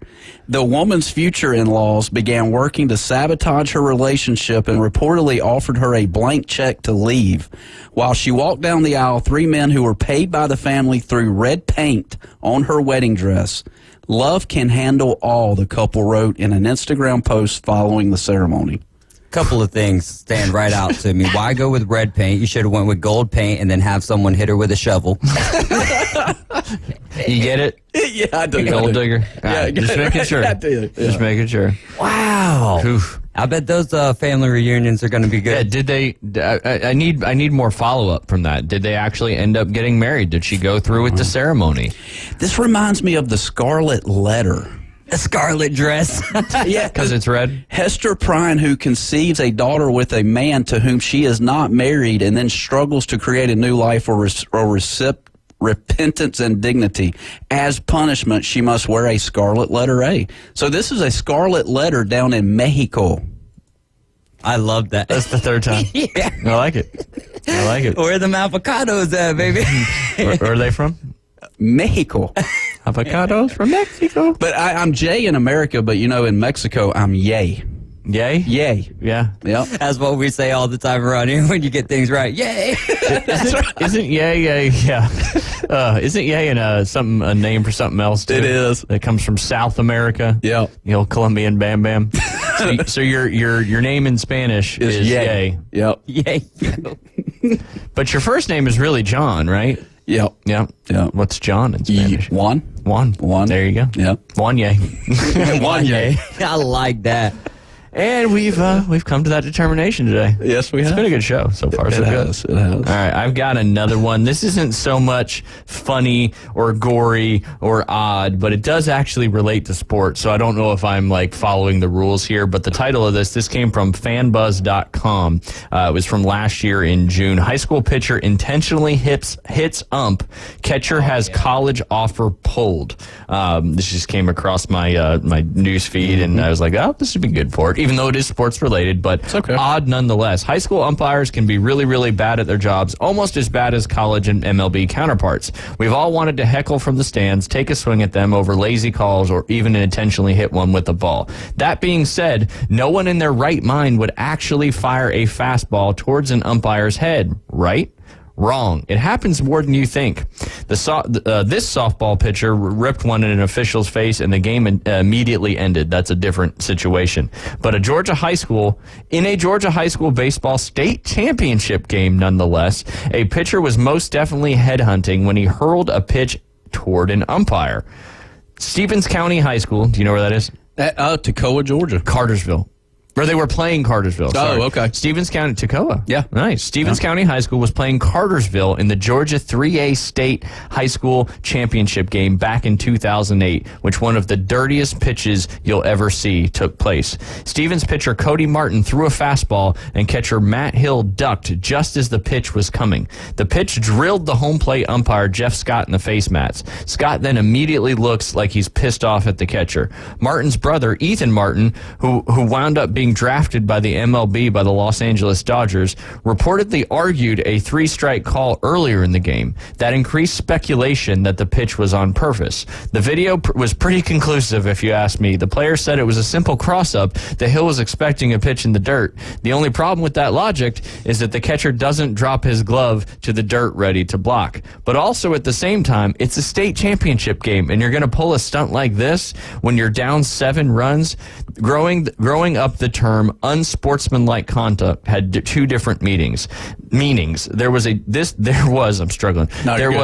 is a disrespectful to another team definition, and this is a disrespectful to the game itself type of unsportsmanlike conduct. Neither one is a great look, but Matt and Cody Hill Martin somehow stick the landing on both. According to ABC News, the Georgia High School Athletic Association reviewed the video and slapped Stevens with baseball with a $1,000 fine, a behavior warning, and a mandatory sportsman workshop for all players and coaches involved. This wasn't the worst fallout, however. Catcher Matt Hill was planning to walk on at Gordon College in Barnesville, Georgia. That's where I went. Is it? Yeah. For a few months, but keep going. Yeah. You're like, I'm going to tip my feet in, and then I'm just going to pull my feet right out. All right. Once Gordon head coach Travis McClanahan saw the video, he didn't want the kid anymore. I've seen catchers get crossed up before, McClanahan told ESPN, but he never appeared to be blocking a curveball in the dirt. I was shocked. I've never seen that happen. I've never heard of a player even suggesting doing that. The ump was fine. He had an headache and got an MRI. I don't know if he pressed charges against the kids or sued their parents, but he probably had a convincing argument if he did. Cartersville, who led 8-1 when the incident happened, won the game and the championship series. Oh, my goodness. Yeah, this is sad stuff, especially, with a game that I love to this level in the game of baseball. And, we're supposed to have sportsmanship. Sometimes, things get a little... all right, you don't like a call that the umpire made.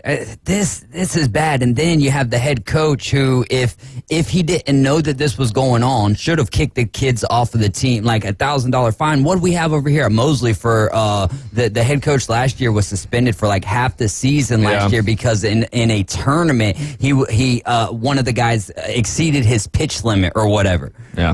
And then you have a situation like this where you're going after someone with a malicious intent that could have really hurt the guy. And that's assault with a deadly weapon, because at that point that baseball is a deadly weapon. I don't care about the equipment that the umpire has. And then here's the other thing for all of you youngins out there and for you coaches and stuff. If you think that arguing with the official is going to have calls start falling in your favor, it will not. No. Because when an umpire or a referee or an official makes a bad call, he's already in his head like, man, I made the wrong call there. But you can't just be like, oh, stop, we're going to go back and change the call. No, but I'll make the right call moving forward, right? And so the best way is to kind of just leave that umpire alone and just treat him with grace because, hey, he's a human being. And I don't know if anyone has ever gotten there behind the plate and tried to, I've never been behind the plate. I've called one game before and it was softball and I had to do it from behind the mound.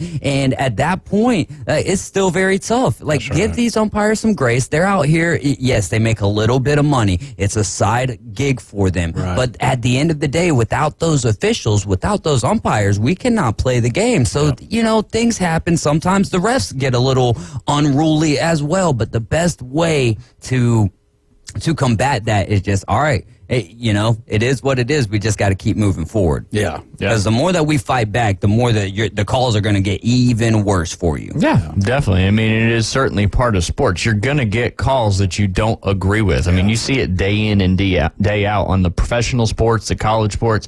It's just part of the game. And, you can be upset in the moment, but, get over it. And, remember, like David just said, give people grace. They're out there trying their best. And it is not an easy thing to do. That is for sure. I couldn't imagine trying to call balls and strikes at a higher level baseball game. Well, if you sit back and it's like in golf, right?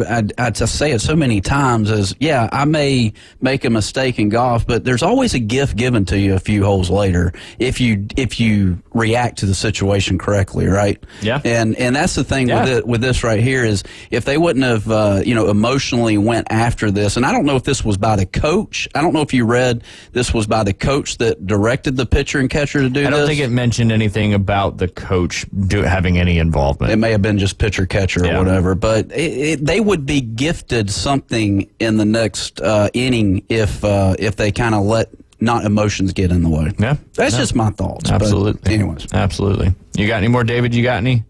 I have one we might have time for, but another quick sports one, maybe just something to keep your eye on here in the NCAA tournament out of Indiana State. They've got a young man over there, and his real name is Robbie Avila, but his nickname is Kareem Abdul-Jabbar, and I'll let you use your mind on why his nickname would be Kareem, like cream, like creamer in coffee. He's white. How about that? Yeah, and he's got the goggles. Nice. So that's really cool. What it is. Nice. So Kareem Another Larry Bird. Yeah, 35 points, 8 rebounds, 5 assists, shooting 58 from the floor last night. So watch out for him over there at Indiana State in this tournament because they more than likely will be making it. Yeah. That's cool. I would wear that nickname with pride. That is for sure. Creme de la creme. Creme de la creme. You got me thinking of Lil Wayne over here now. There you go. Not to be confused with DJ Khaled. That's right. I love Keithisms. The best part is we let him go the whole segment with saying it until the end. Yeah. Oh, that's my favorite part. Well, another one out of Volusia County. Ooh. A man was arrested after shooting at a diving crew from his airboat over the weekend. Richard Macco was 69. He faces 3 counts of aggravated assault with a deadly weapon without intent to kill. There was a crew of divers who were tasked with repairing a nearby bridge, the affidavit shows, and the crew was working on a floating barge that was marked to ward off other swimmers and boaters. But who cares about that? Old Macco drove up to him. He repeatedly drove near the barge and then led the crew. The crew members started to yell at him. And then he pulled out a handgun and started firing. I hate to laugh at that, but I'm just like getting the image in my mind. And it's like, you guys ain't going to tell me where I'm going to drive my airboat. Pow, pow, buddy. Yep. That's our friends in Daytona right there, Volusia County, baby. Is that where it is? It's right outside Daytona. Gotcha. You ever been on an airboat? No, I have not. It looks fun. They're fun. Yeah, you have. Yeah, we did one of the trips up here on the Intercoastal several years ago with the kids. It was a good time. I met a guy over on Highway 79 that does them a couple years ago, and it sounds. I would like to do that one day. It'd be cool. They're loud, but they're cool. I mean, you can literally go over anything. Yeah, if you're not like through a brick wall or stuff like that, but like marsh and all that, just right over the top. And it's fun. It's fun. It was a good time. But yeah, that sounds about right. That sounds about right. Hey, boy. You got another one? We got 3 minutes. Oh, I don't. I've got one real quick. There's not really much to discuss on this one. But it's the rare reversal of a Guinness Awards record to a Frenchman who made the Eiffel Tower from matchsticks. Richard Plod, a Frenchman who dreamed of building the world's tallest matchstick sculpture, made headlines this week when the Guinness World Records rejected his huge model of the Eiffel Tower, saying Plod had broke the rules. It hurt me, Plod told TF1 French TV News. This is from NPR as well. The news outlets reported his disappointment that his work was rejected. But after an official review, it seems that we would have been heavy-handed in the application. It seems that we have been heavy-handed in the application of our rules in this case, Guinness World Record Director of Central Records Services Mark McKinley said in an email to NPR, and the Guinness World Record announced the reversal. The 1/45th scale model stands 7.19 meters, a little taller than 23.5 feet. It took Plod years and more than I don't know what Plod years means, and more than 700,000 matchsticks to build the finely detailed structure. Finally, last month, he unveiled the finished result to thousands of people and his followers on Instagram. The unveiling of the Eiffel Tower drew a large crowd, and Plod enlisted the survey firm AGT to validate the structure. The event was memorialized. That is memorialized. Yeah. I was just thinking that has to do with death. By a video showing the fruit of his long-term project. The Guinness World Records organization initially said the materials Plod used were too different from the standard matchsticks you can buy in a store. At issue, his decision was made to go straight to a French matchstick company and arrange for a shipment of sticks that were evidently fairly standard, but he lacked the match's formal flammable tip. Because there was no sulfur, Plod's dream went up in smoke, as Le Parisien reported. The idea to save time and prevent waste, but in their initial ruling issued in late January, the Guinness judges found that based on their rules and criteria, Plod wasn't using the same material as other record contenders, such as a now former title holder, Tufik Dayar of Lebanon, who used approximately 6 million matchsticks to build a scale replica of the Eiffel Tower in Beirut, standing at 21.4 feet. I know we're out of time. There's a little bit more left, but... Does this guy have any friends? Like, apparently he had a lot of people that came out. I mean, but how disappointed would you be? Who knows how many hours that took? And then you're like, yeah, I'm going to get the Guinness World Records. And I'm like, no, dog, you didn't have sulfur on your matchsticks. You're basically just building it with wood. That's not fair. So disappointment would ensue. I would agree. I mean, his dreams were just crushed. Now, do you do it again with the correct matchsticks, or are you just like, forget it, I'm done? Right. You could say that his dreams went up in flames, but there wasn't any sulfur on the matchsticks. That's true. That's true. Hey, he was just trying to help out everything else, but they're sticklers for the rules when it comes to those record breakings. That is for Sounds sure. like it. You guys are listening to the Inside Drive. That was our afternoon delight debrief. Always a good time. Crazy, funny stories. Sometimes a little gory. Sometimes sports related, which was a little bit today. But we will be right back with our next segment. It's the PCB Hobby Takeover with Todd.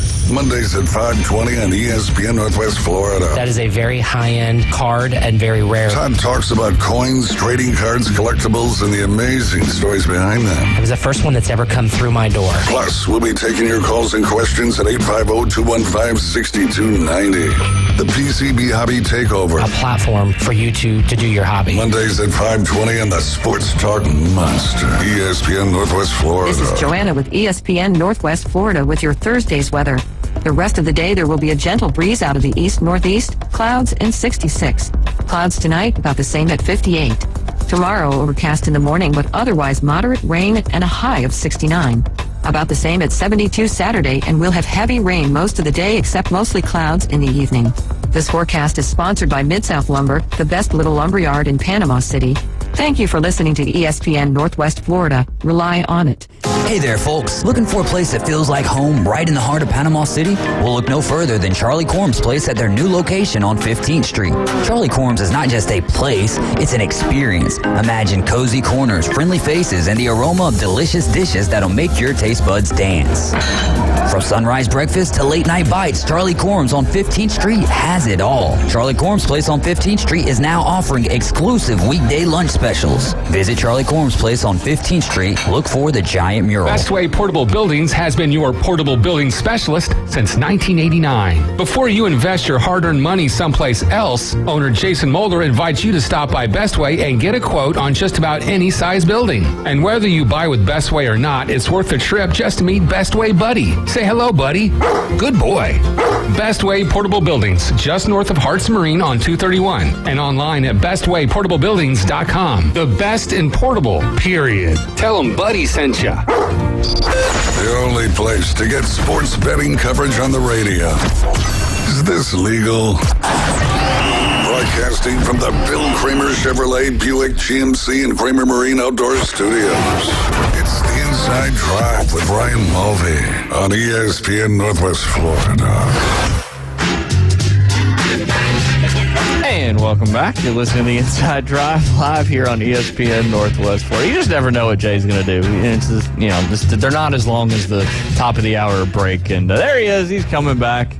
It's these 3 water bottles you got here. I feel like I'm in the movie Signs. You remember that one where the kid left all the water bottles everywhere, and it turns out the aliens couldn't handle the water. Oh, yes. Yeah. Foreshadowing. Mel Gibson? Yeah. Mel Gibson. And what's his name?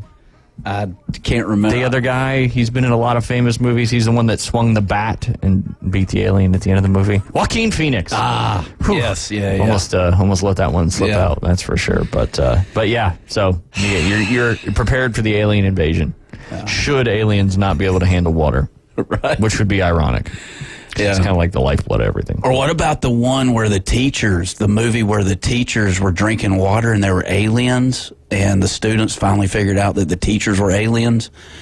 I can't remember the name of that one. That's a great one. I got nothing. Yeah. I got nothing. Somebody help me out on that one. But the Cognizant Classic is pretty much the morning round, the morning wave of the first round is wrapping up as we speak. And if you listen to the Inside Drive yesterday when we had Keith Fleming on the line, he's got it.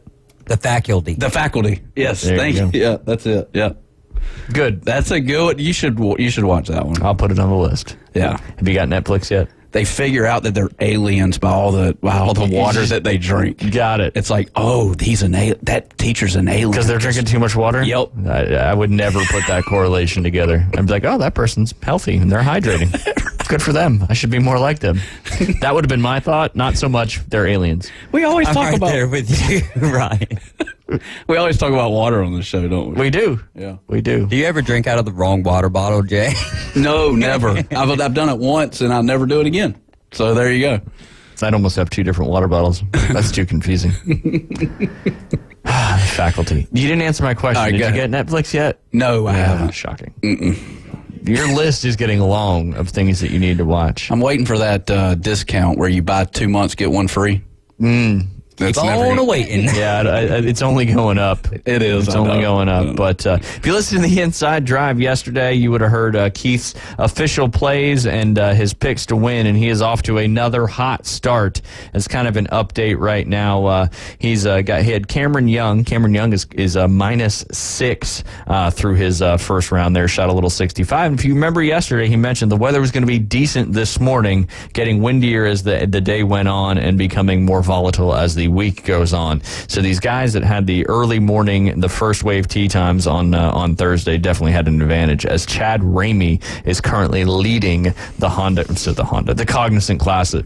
And you could live bet him at plus 4,000 still to win. That's how much confidence that Vegas has in him to continue that lead throughout the tournament. That's not a lot of good confidence. But like I said, Cameron Young -6. He was $10,700 on DK, 22 to 1 to win, and 5 to 1 top 10. Currently sitting at 6 under par. Byung Hung An is -4. He was 9,500 on DK. He was plus 650 to top 5 and plus 320 to top 10.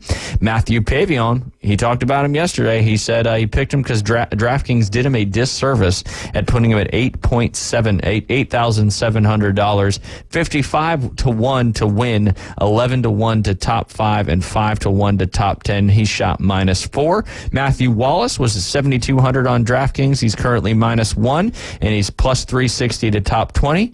Ashke Biate was 6.9K on DraftKings, 75 to 1 to win, and 7 to 1 to top 10. He's currently at even par. And then last but not least, Ben Griffin from his official plays was 6,800 on DK, 8 to 1 to top 10, plus 360 to top 20. Some of his other DK plays that he mentioned were Russell Henley. He's not teed off yet. Sepp Straka, Sam Ryder, he's -4 through 17 holes. He actually finished -5 and birdied 18 on the final hole there, the Bear Trap. He was only 5,900 on DraftKings. He's 14 to 1 to top 5, and he's off to a good start, -5 on his first round. And then Chesson Hadley is finishing up as we speak. Let me see what the update is. He ended up birdieing the last hole as well, and finished -6, shooting a little 66. So these guys getting off to a hot start there, and some other notable names. I think Rory McIlroy was off to a decent start. Don't know where he went, but only going to get tougher. You think? Let me ask you this, Jay. Mm-hmm. Do you think the winning score is better than -10? What do we have coming through the weekend? We got rain, wind, all that good stuff. Is that? Do we know? I'll look it up for you. I would think it would top out at about minus. I'm going to say 14, 15. Dang. Yeah. At PGA National. Yeah. I mean, we're already 7 under, and I mean, we haven't even got through halfway through Thursday. Hold on, let me tell you what the weather's going to be. All right. Today and tomorrow, no rain, but windy. Tomorrow is 17-mile-an-hour winds, steady throughout the day, 78 degrees. Saturday, no rain either, but 13 miles an hour on the winds throughout the day. And then Sunday, 75% chance of rain, light thunderstorms and rain, winds at 10 to 12 miles an hour.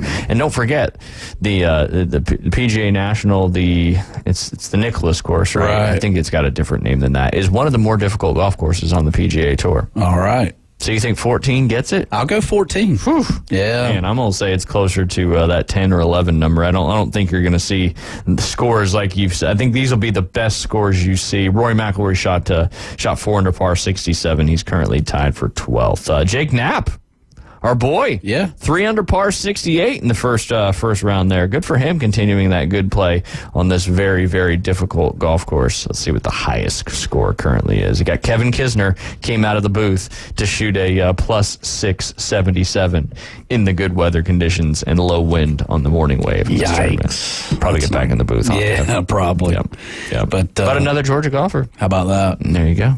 Lots of Knapp, action. You know, we were talking about that earlier about Jake Knapp being the journeyman that he is. I mean, he turned pro in 2016, Ryan, and 7 years later, we're just finally figuring out who this guy is. Yeah. So it's just amazing to see how never give up. Never give up.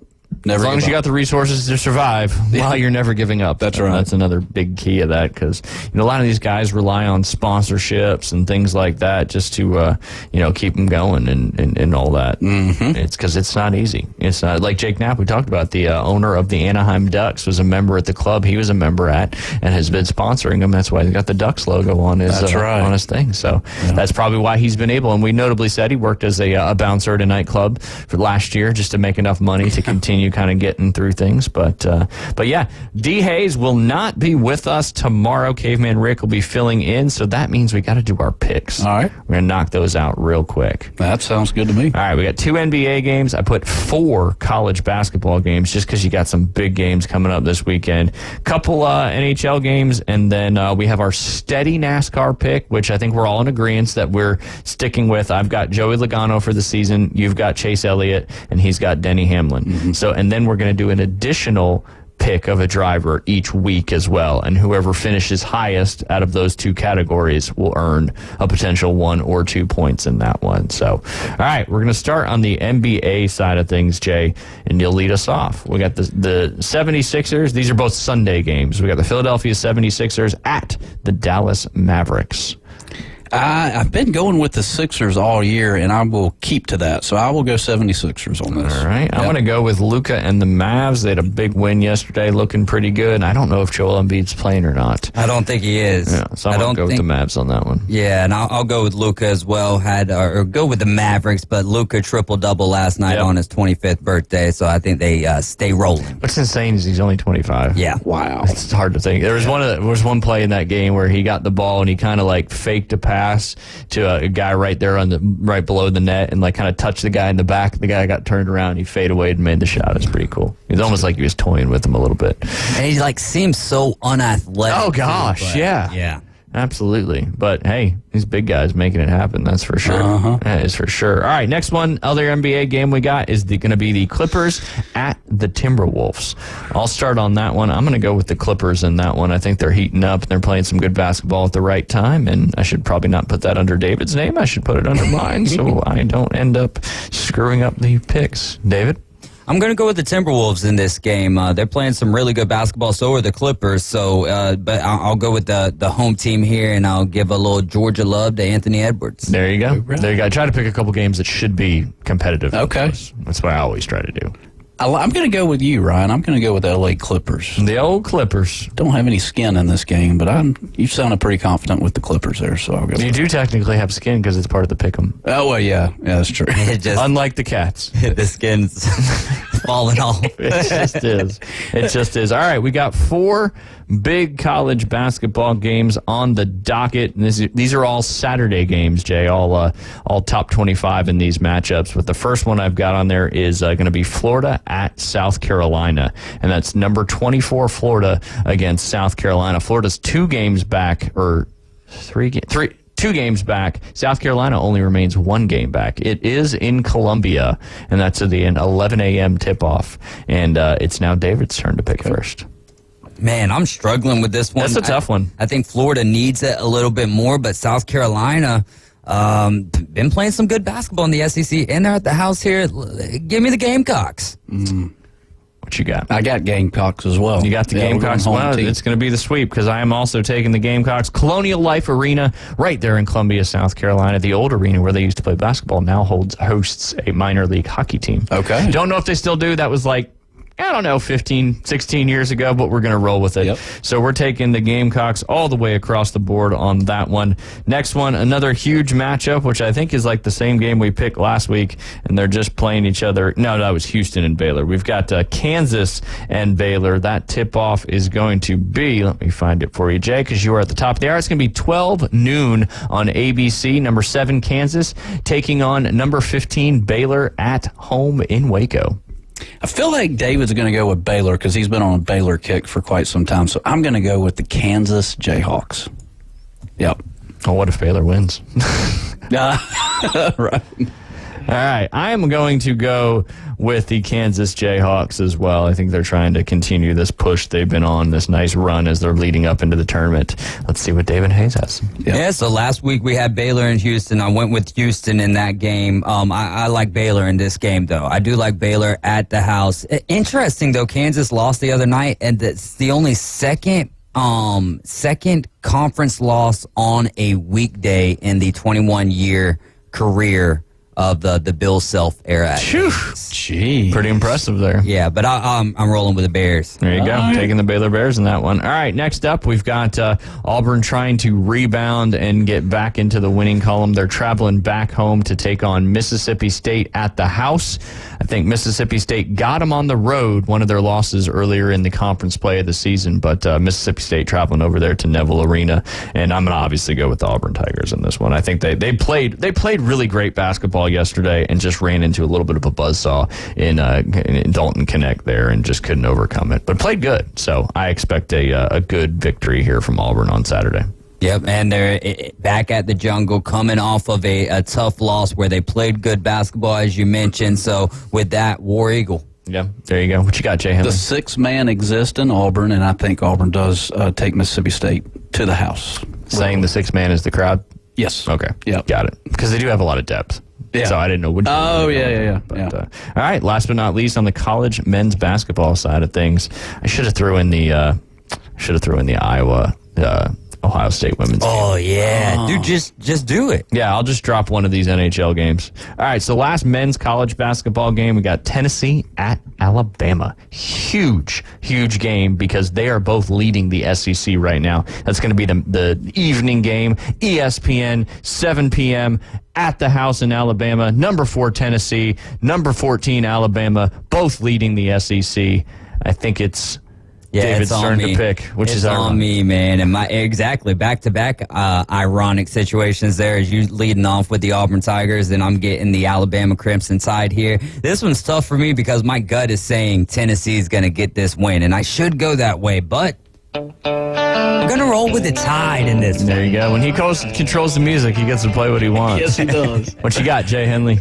You guys sold me on Connect, and I think Connect. Go for it. Yeah. Connect goes with 39 more points against Alabama and takes Alabama to the house. Gotcha. Yeah. You're gonna go with the Tennessee Volunteers, and that would get whoever wins this game is going to have the solo lead with about 3 games to go in the regular season conference play. I am also going to go with Tennessee just after watching them last night, and the only thing that scares me is when you have a big emotional home victory against a really good team. A lot of times you'll see a letdown, and you only got a couple days to prepare for Alabama at home, which is a very difficult team to play at home, as most teams are. But I'm still going to go with Tennessee in this one. I think they're going to use the opportunity to take the lead in the conference as the way to get the victory in this one. All right, so now we're going to add that one in there. I'm going to scratch the Avalanche at the Predators. And is it in Ohio State or is it? I believe Ohio State's hosting this game. Okay. Could you imagine though with her breaking that record of being in Iowa? Yeah.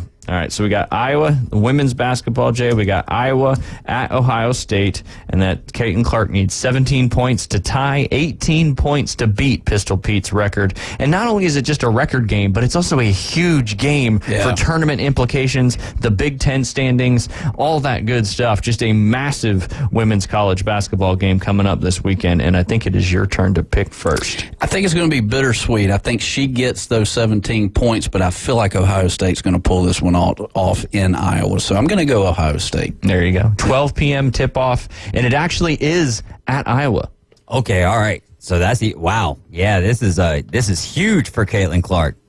Massive. Yeah. Massive. I'm going to go with, who'd you take? I wasn't listening. Ohio State. You went with Ohio State? Okay. I'm going to go with, I think it's just going to be too much emotion, too much passion. Well, Iowa's got so much to play for, not only the record, but to beat the number 2 team in the country. And I'm going to go with Iowa at home in this one. It's going to be a great game. That's a 12 o'clock tip-off on Fox on Sunday morning. That's not a Saturday game. That is on Sunday morning, March 3rd. You got Ohio State. Yep. I'm taking Iowa in this one. David, what you got? Man, this one's really tough because I want to go with Iowa and just the best storyline possible is her breaking the record and her getting the win there. But I think maybe trying, but it's only 18 points, so she's going to break that record in the first half. Give me Ohio State, though. A little upset action in a record-breaking situation. Is it an upset, though? I'm assuming Ohio State's probably fair. Yeah, I don't know what the odds would be, but yeah, you're right, though, because Ohio State's, 2? And yeah, but it still could feel like it. Absolutely. Yeah. All right, and I am going to take Iowa, as I mentioned. All right. Some upset Hawkeye fans. How about that? There you go. Some upset Hawkeye fans. Perfect. All right, real quick, Jay, because we are at the end of our segment, but we got the Canadians at the Lightning, our only NHL game, and it is my turn to pick that one. I'm going with the Tampa Bay Lightning as they're in a good spot, and the Devils continue to drift further away from that last wild card spot, and the Lightning are getting further and further ahead. So I think they continue it against the Los Habitants and the Montreal Canadiens. Give me the Bolts as well. Going with the Lightning. All right, Jay, real quick. I'll pull my passport out and I'll go with the Canadians. I don't think you need a passport to travel across the Canadian border, do you? I don't know. I think you do. I'm sure you do. Do you? Okay. I'm sure you do. All right, I got you just find you a Mountie and you'll be fine. Yeah, because I watched this documentary where there's this one road that goes in between Canada and America, and you got to have your passport, or you got to walk. Americans have to walk on one certain side, and Canadians have to walk on the other. So. I think I was thinking about if you go on a cruise ship, you don't necessarily, you can use your birth certificate and something else. You don't need a passport necessarily, but if you're traveling across country lines, you do need your passport. Yeah. All right, real quick, we're bleeding into it, but it's okay. We have our steady NASCAR pick. You got Chase Elliott, I've got Joey Logano, and David has Denny Hamlin. Need a wild card pick for this race this weekend out in Las Vegas. Yep. Is it me? Back to the top of the order. Since my afternoon delight debrief was down in Mexico, I'm going to go with the Monterrey, Mexico 99 car of Daniel Suarez. That's my second pick. Suarez. Yep. All right, I'm going to go with my New Jersey boy, Martin Truex Jr. Ooh, your lookalike. Yes, my twin. Yep. Yeah, your twin over there. Yeah, I'm going to go with Kyle Larson. Why not? There you go. There you go. And when we get back, we will have our final segment of this Thursday afternoon. You're listening to The Inside Drive. We'll be right back. Take ESPN Northwest Florida with you everywhere you go. Anytime, anyplace, anywhere. The sports talk and live play-by-play doesn't have to end when you get out of the car. The ESPN Northwest Florida app streams your favorite sports talk hosts and the biggest games in ultra-high fidelity. This is of utmost importance in travel. Take the sports talk monster with you anywhere you go. Available for Android and iPhone. Use it anywhere or any place. Bestway Portable Buildings has been your portable building specialist since 1989. Before you invest your hard-earned money someplace else, owner Jason Mulder invites you to stop by Bestway and get a quote on just about any size building. And whether you buy with Bestway or not, it's worth the trip just to meet Bestway Buddy. Say hello, buddy. Good boy. Bestway Portable Buildings, just north of Harts Marine on 231, and online at bestwayportablebuildings.com. The best in portable, period. Tell them Buddy sent ya.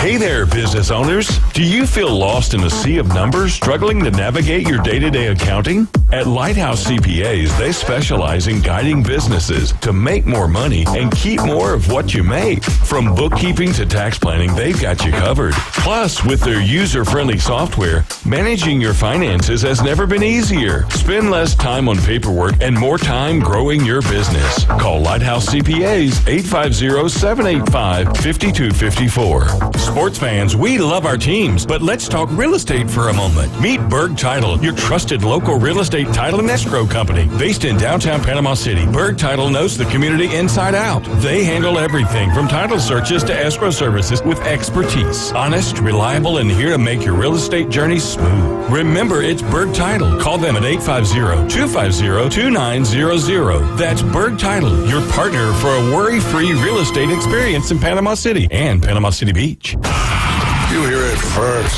Sports talk right now. Back to the Inside Drive with Ryan Mulvey. It all seems a bit overwhelming at first. Broadcasting from the Bill Kramer Chevrolet, Buick, GMC, and Kramer Marine Outdoor Studios. Something makes me think you'll get used to it. On ESPN Northwest Florida.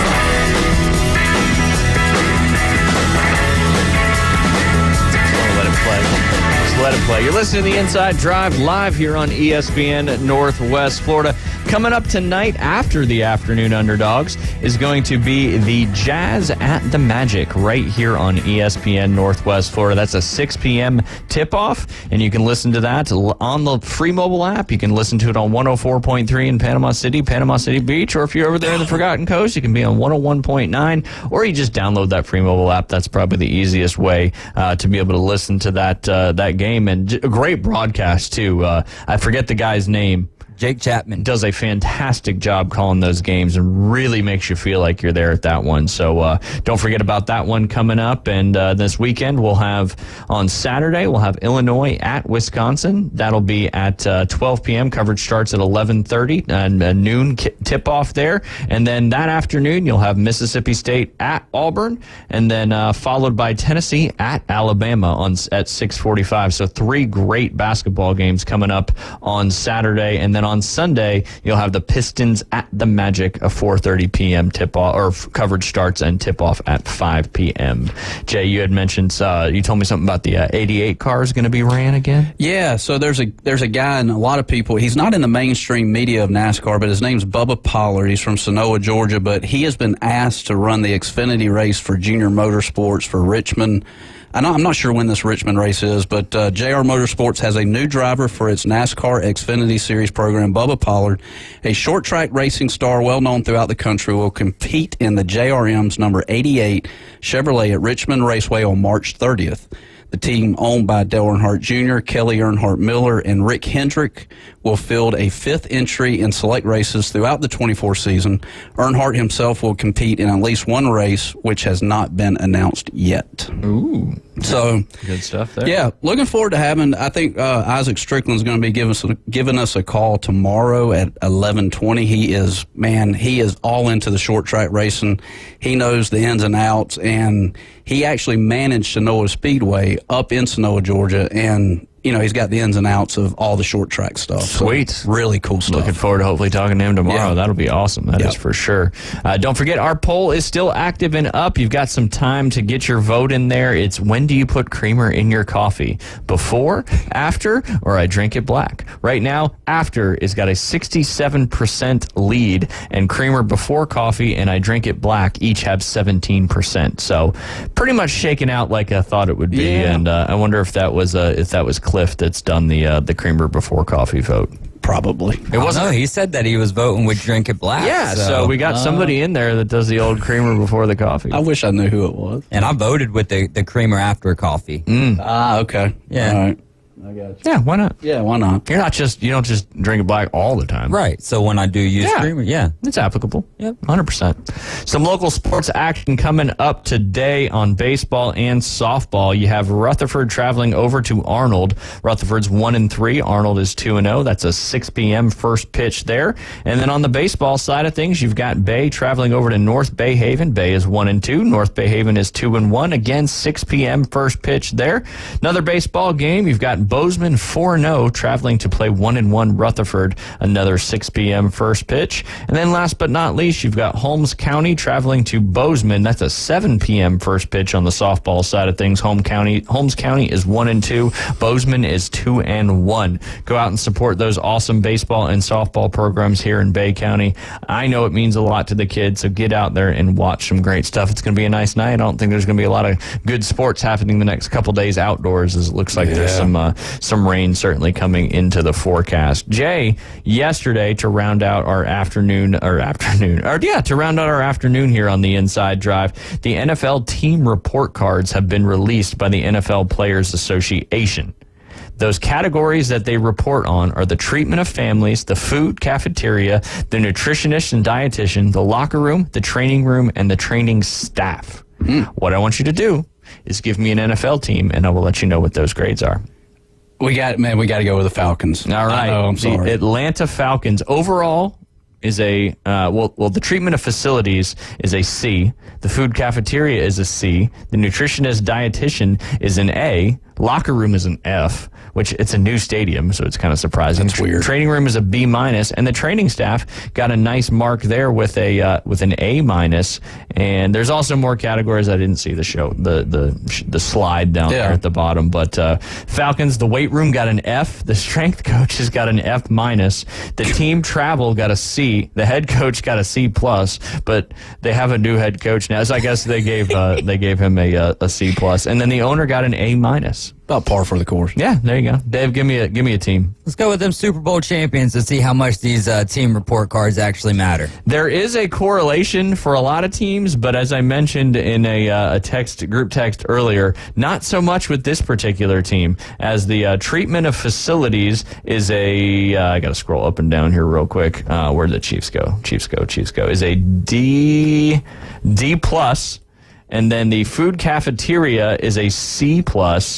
The nutritionist dietitian is a F, which is kind of funny. The locker room is an F, but I think Arrowhead's a little bit of an older stadium, an older facility. The training room is a D.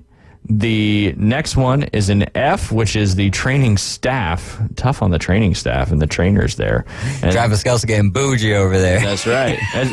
Travis Kelce was the only one to vote. The food and hold on, I thought I scrolled and then it went all the way back. This kind of backfired on me. This is a little more challenging than I thought. All right, weight room for the Kansas City Chiefs is a C+, and then a C+ for the strength coaches. The team travel got a D, and then they got an A+ for the head coach. Imagine that. Wow. Back-to-back Super Bowls. That seems fair. And then last but not least for the Kansas City Chiefs, the owner got an F-. It's anonymous voting there by the players and the Players Association. I like how it's called a cafeteria. I'm envisioning just these football players like balancing their tray, hoping their green beans don't topple over. Yeah, that's what they get. They get trays. They go through the line. Yeah, it's a cafeteria. The cafeteria. What would you call it? If a cafeteria, if that's the case, where you go. Yeah. It's a fancier cafeteria, but it's a cafeteria nonetheless. That club up in Georgia. A buffet is a buffet. Some people might call it. Yeah. That club was up in Georgia. There were some older guys that would be like, "Yeah, let's go eat in the cafeteria." Yeah. And I'm like, "Am I in second grade?" Yeah, I hear that every once in a while when you're talking about a restaurant. You hear cafeteria. I never hear Bar 72 go, "Let's go to the cafeteria." Yeah, maybe start the trend. Yeah, I will. Start the trend. All right, give me one more team, each of you, and I'll try. Your 49ers. Okay, San Francisco 49ers. The first category. Here, watch this. I'm going to work harder, work harder, work smarter, not harder. All right. So the first category there is the treatment of families. The San Francisco 49ers got an A-. The next category there is the food/cafeteria. That is also an A-. The nutritionist dietitian got a B+. The locker room got a B. The training room got a C. The training staff got a C+. All right, watch this. I'm working a lot smarter, not as harder here. Taking a quick picture and using that to my benefit here. All right, boom. But Levi Stadium is also fairly new as well. That was, I think, one of the more recent NFL stadiums. So the next category there is going to be your weight room, and the San Francisco 49ers gave that a B-. The strength coaches got a B+. The team travel got a B+. The head coach got a C+. And the owner there, or excuse me, that was team travel, got an A. No, team travel got a C+. Head coach got an A. Okay, that makes more sense. And then the owner got an A-. So what'd the defensive coordinator get? They don't fired. He got fired. He got let go. And they're interviewing. They've interviewed Brandon Staley. They're actually interviewing today the defensive back coach for the Kansas City Chiefs. So that's a little working smarter, not harder. Maybe he'll know the overtime rule. Yeah, maybe he will, and I'll help him win. But that's we've had a better year this year, but that's definitely offensive line and secondary is where we need some work. That's for sure. Specifically our right tackle. We need to get a little more protection on that side because obviously we've got a good left tackle on that other side. But David Hayes, give me one more team here. Let's go with the Arizona Cardinals. Oh, that's going to make it really easy for me. All right, training staff a B. Weight room is a. Oh, let me go. I was doing so good. All right, back. There we go. It's one of those that you got to go slide and up and down, and I didn't realize that and didn't work out good. Treatment of families, D+. Food cafeteria, D. Nutritionist dietitian, C. Locker room, F. Training room, C-. Training staff, B. Interesting. All right. Training staff, weight room, C-, strength coaches, C+, team travel, C+, head coach got an A-, and an owner got an F. Now, do we think that these players are answering all of this honestly? How many of the players are the ones answering? You know what I'm saying, though? Like, because I know that it's under anonymity, so you would like to think that they're being more honest, but are they actually taking their time, or just like, I don't really care about this, but you're asking me to do it, so I'll just check off some boxes? I mean, like that's definitely ACT. And how much are they letting these ratings affect how their season went? Like, are they being honest about, like, you take the wins and losses out of the scenario? Are they being honest about it, or are they using like the owners and the head? Like, we had a bad season, I'm gonna give the head coach an F, or the owner, or whatever it may be. But the Chiefs were 31st overall, and they were the Super Bowl champs. Yep. So. Yep. But their head coach got that A-. I remember working for like corporate and HR would come in and be like, okay, now here's a survey. You don't have to put your name on it, and we won't know who it is. And I'm thinking, yeah, right. Yeah. Like, you got to know who it is. Yeah, but anyways, if you didn't put your name on it. Oh yeah, but they'll figure it out. They got a way of doing it. You didn't ask about your Buffalo Bills. Let's do Buffalo Bills. All right. Buffalo Bills, treatment of facilities. I just found out, too, you could click on each one of these team names and it's all right there for you. So that's why I asked, because I can do this one quickly. Treatment of facilities is a B. That's they're ranked out of 32 is sixth. Food cafeteria is a C. Nutritionist dietitian D+. Locker room B+, which is 8th in the league. Training room B+, 8th in the league. Training staff B, 19th in the league. Weight room got an A+, which is 2nd in the league. Their strength coaches got an A, which is 3rd in the league. And team travel got a D, which is 25th in the league. Head coach got an A. Surprising? How about yeah. Sean McDermott, a little surprised. What about the owner? The owner got an A-. Dang, that's the first A-. 8th in the league. 8th in the league. There's got to be one on here. See all teams' ratings. I want it all listed for me. I want to see what the overall is and who got number one. That's what I'm interested in as well. Wait, like who got over? Yeah, like what was the? Yeah. Give me 1 second. Okay. I mean, I'm on this page with the report card, and you would think, or he's going to show me probably. Oh, he's got it right there. See, great minds think alike. Guess which team, Jay, has the number one overall? Let's go Philadelphia Eagles. Close. They are they're 4th. Okay. Not a bad guess there. Seahawks. No, they're 14th. Tampa Bay, Carolina. Oh, I think I know the answer. Is it Miami? It is. Yeah. It's the Dolphins. Oh, okay. I only know that because of reading that yesterday. But yeah, it's been out and about, and they're sharing it around. Number 2 is the Minnesota Vikings. 3 is the Green Bay Packers. 4 is the Philadelphia Eagles. Jaguars round out the top 5. Then it goes Niners, Texans, Giants, Raiders, Bears, bringing your top 10 overall. Again, this was the NFL Players Association annual report card on the various categories of their teams. You guys have been listening to the Inside Drive. We appreciate it. Coffee in your creamer afterwards takes the poll for today. We'll be back tomorrow. Afternoon Underdogs coming up at 4 p.m. We will see y'all tomorrow. ESPN Northwest Florida. We're taking the Inside Drive.